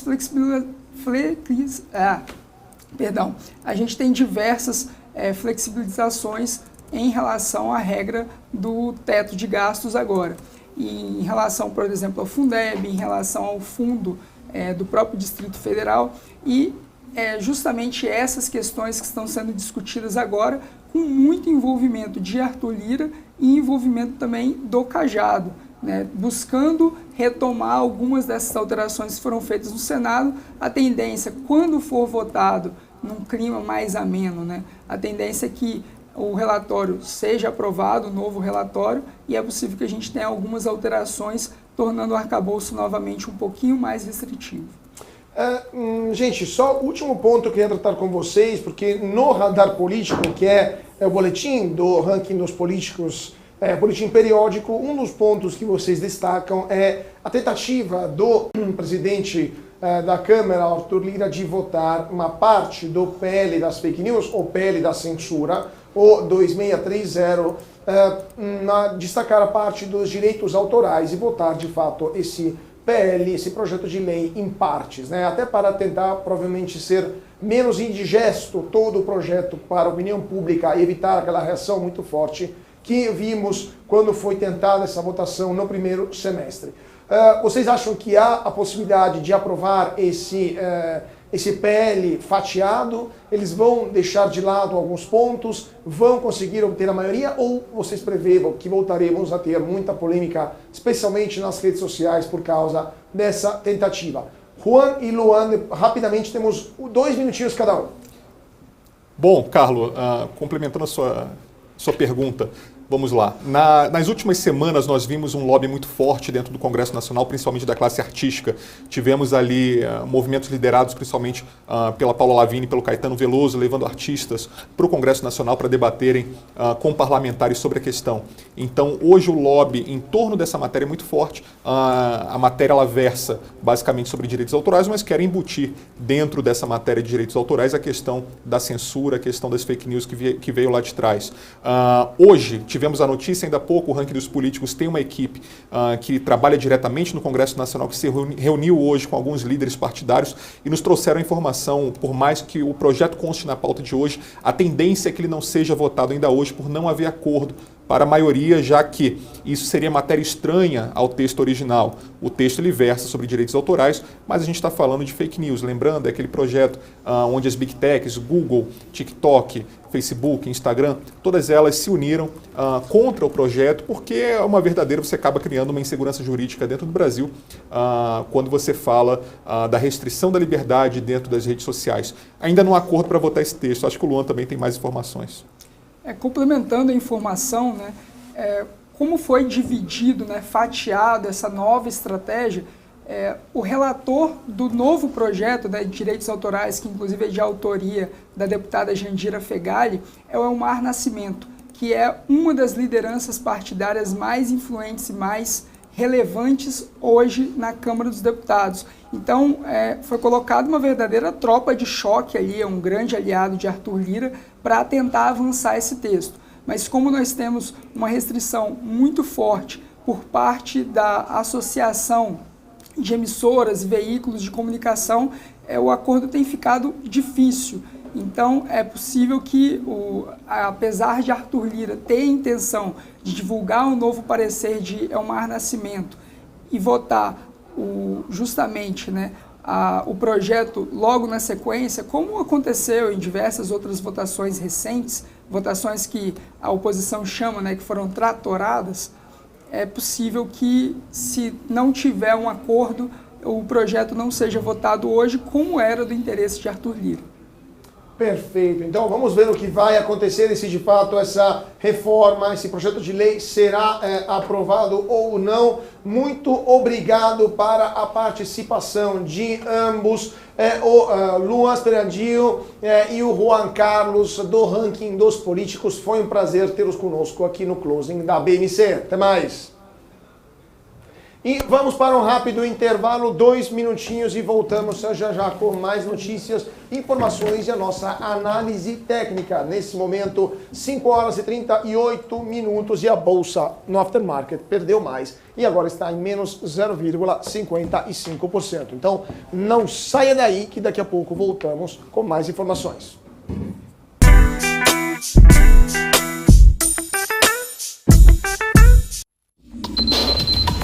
O que acontece no mercado financeiro no Brasil e no mundo está na BMC News. São 24 horas de programação para ajudar o investidor na melhor tomada de decisão. Independência e jornalismo sério. Não estamos plugados em nenhuma instituição financeira. Isso nos dá liberdade de levar a informação sem nenhum viés e sem conflitos de interesse. Ser a ponte entre as notícias, empresas, especialistas e os investidores. Tudo de uma forma dinâmica e com uma pitada de bom humor. Informação que gera valor, você sempre vai encontrar na BMC News. Já pensou se não existisse essa pergunta?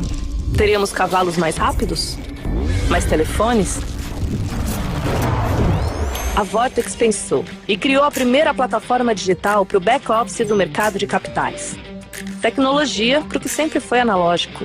Hoje, temos mais de 500 bilhão em ativos em 3 frentes integradas. Ir além é descomplicar o mercado de capitais todos os dias. Vortex. Beyond. Ei você! Você que não votou nem justificou a ausência nas eleições? Sabia que dá para regularizar a sua situação eleitoral pela internet? É só acessar o site do TSE, clicar em autoatendimento do eleitor e resolver sua pendência. Regularizou? Resolveu! Justiça Eleitoral. A justiça da democracia. As empresas que fazem parte do seu dia a dia estão em uma das maiores bolsas do mundo, a Nasdaq. E a boa notícia é que você pode investir nessas empresas diretamente pela Avenue, sua corretora nos Estados Unidos. Com os dados das ações dos Estados Unidos fornecidos pela Nasdaq em tempo real, o cliente Avenue pode acessar diretamente as maiores bolsas do mercado americano. Entre neste mercado de tecnologia e inovação. Acesse avenue.com.br/Nasdaq e seja bem-vindo ao mercado global.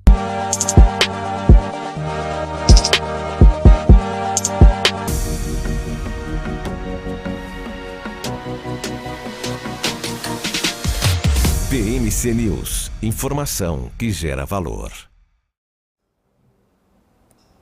E de volta para o nosso closing aqui na BMC. Muito boa tarde para você que está se sintonizando agora. Nesse momento são 5 horas e 41 minutos. Bolsa de Valores de São Paulo terminou o seu 10º dia consecutivo, 10º pregão consecutivo em queda, 0,55% aos 116.171 pontos. Pior do dia Gol, menos 12,50%. Melhor do dia Vibra, alta de 7,77%.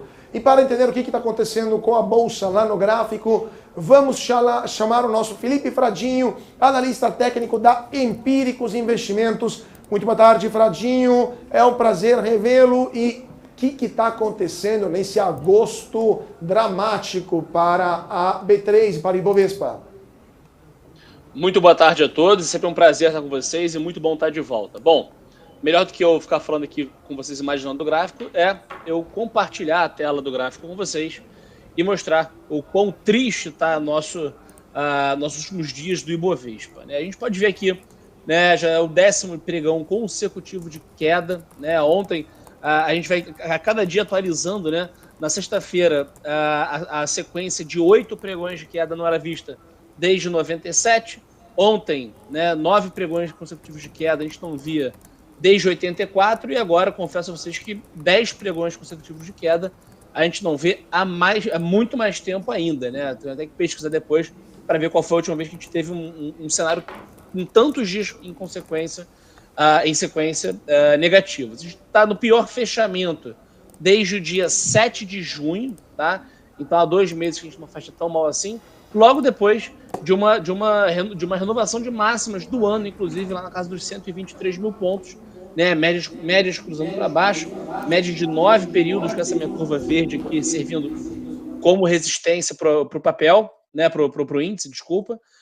E os volumes, ainda que seja o 10º dia consecutivo de queda, né? O volume muito alto vindo acima das médias e crescente, né? Ou seja, isso mostra aqui para a gente que pode ser que a gente ainda tenha alguns dias de queda, né? Hoje, no iníciozinho do pregão, o mercado abriu próximo do fechamento do dia anterior, chegou, né, a subir 0,74, porém vai fechando aqui no aftermarket com queda de 0,55 e testando o 116 como suporte.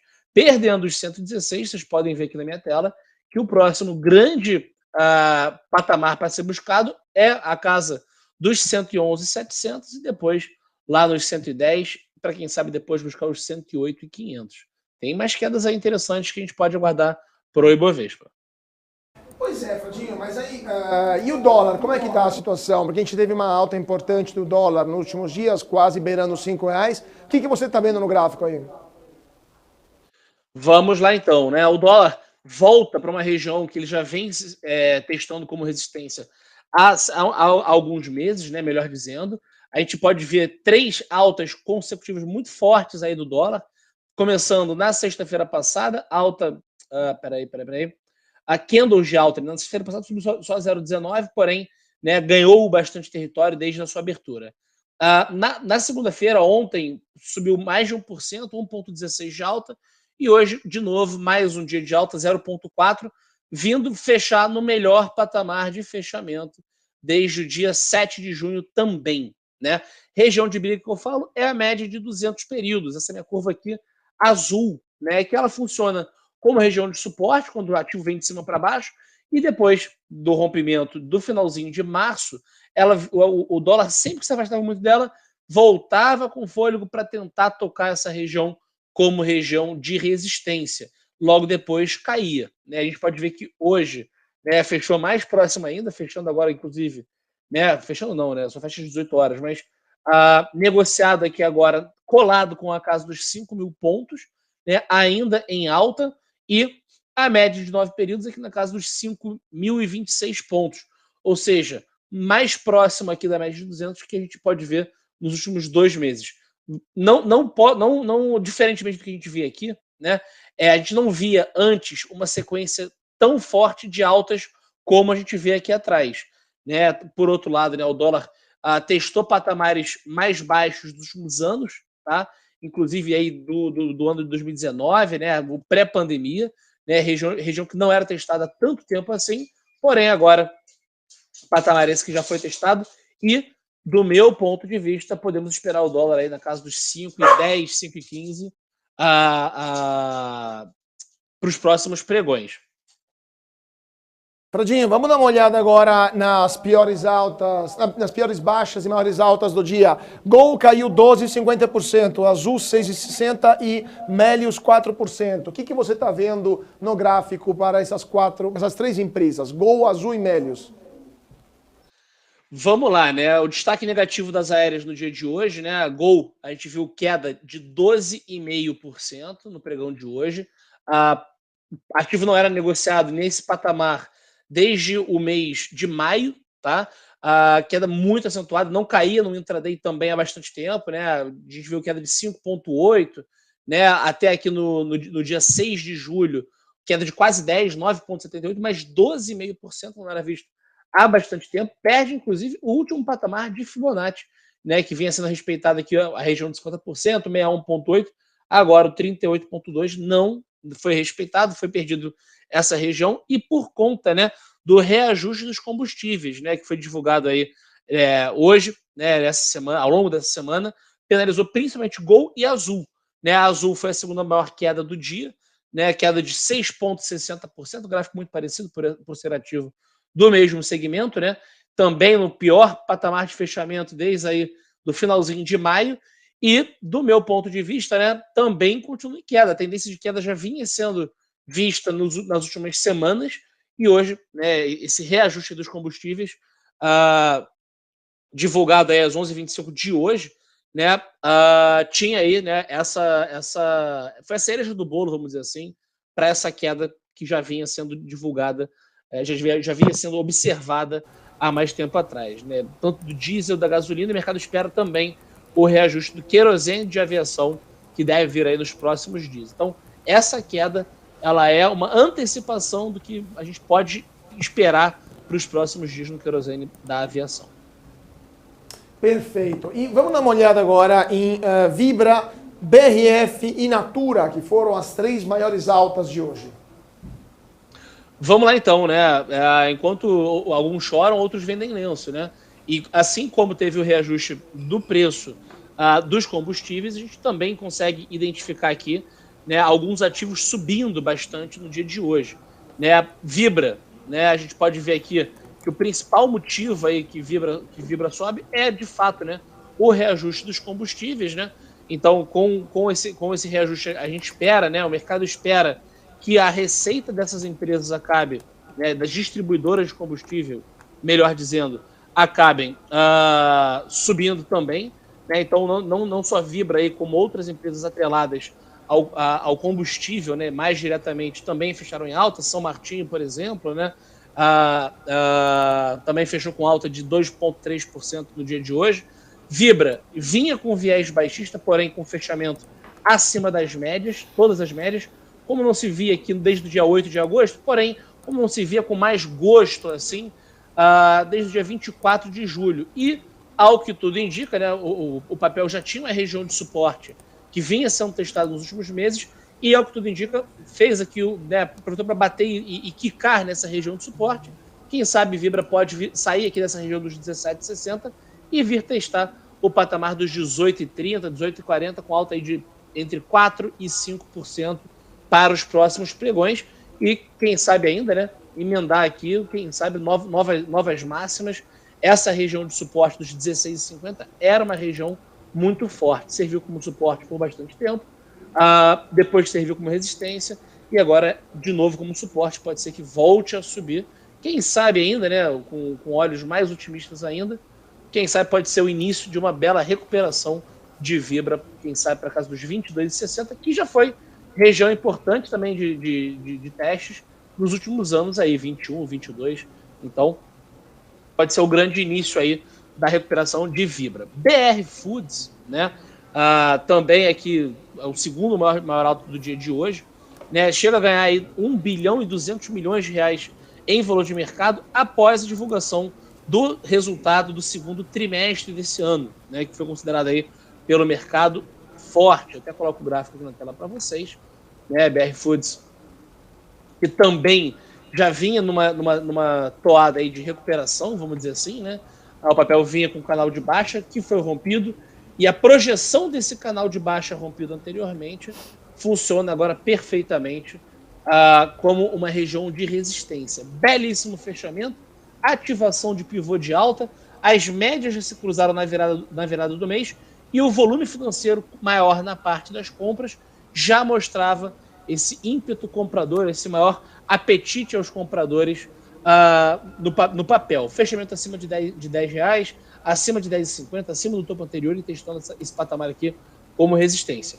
Amanhã, né, hoje o papel subiu 6,9, amanhã pode ser que o papel realize um pouquinho, né, a parte desses ganhos por conta da euforia do resultado trimestral hoje, porém, né, esse resultado aí acende uma possível expectativa de mais altas, né, de que a empresa continue se recuperando aí nas próximas semanas, tá? Então, leitura de BRF é muito interessante.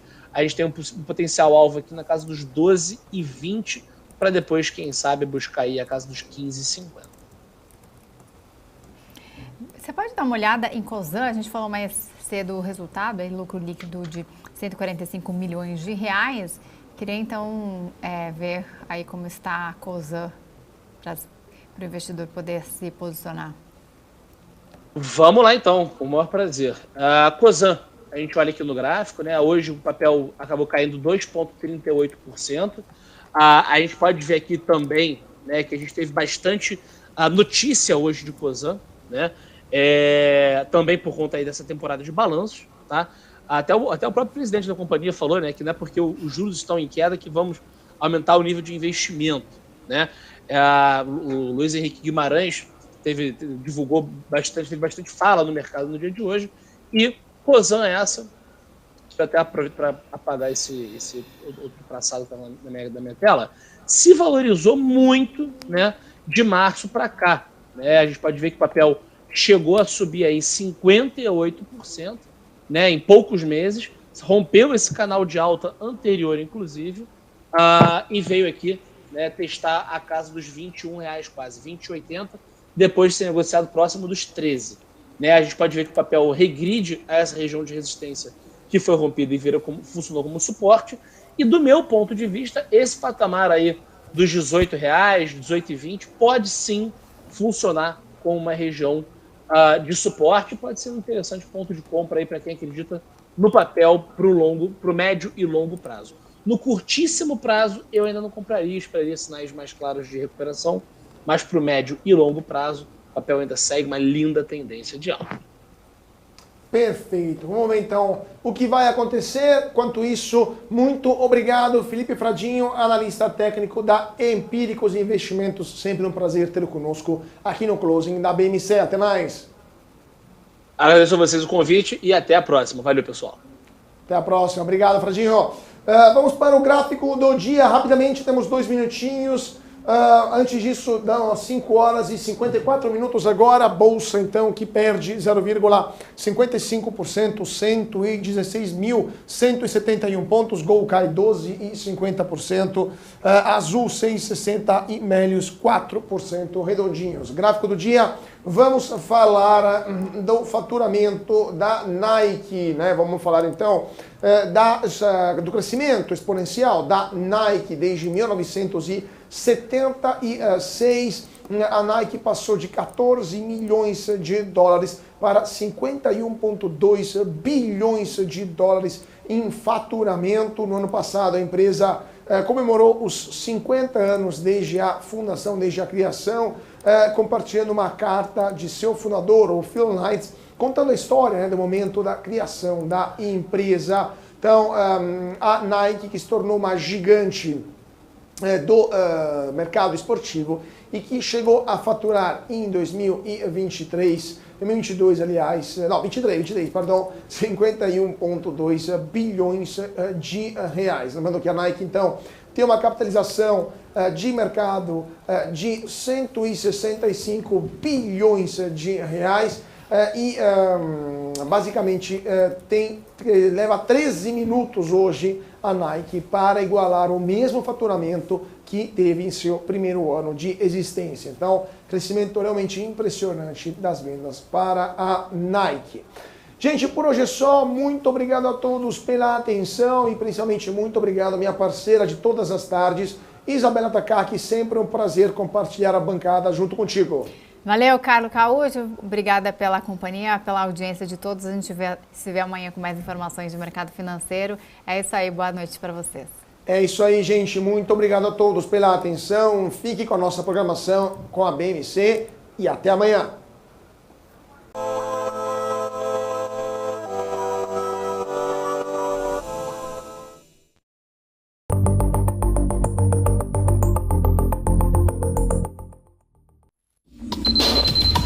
O que acontece no mercado financeiro no Brasil e no mundo está na BMC News. São 24 horas de programação para ajudar o investidor na melhor tomada de decisão. Independência e jornalismo sério. Não estamos plugados em nenhuma instituição financeira. Isso nos dá liberdade de levar a informação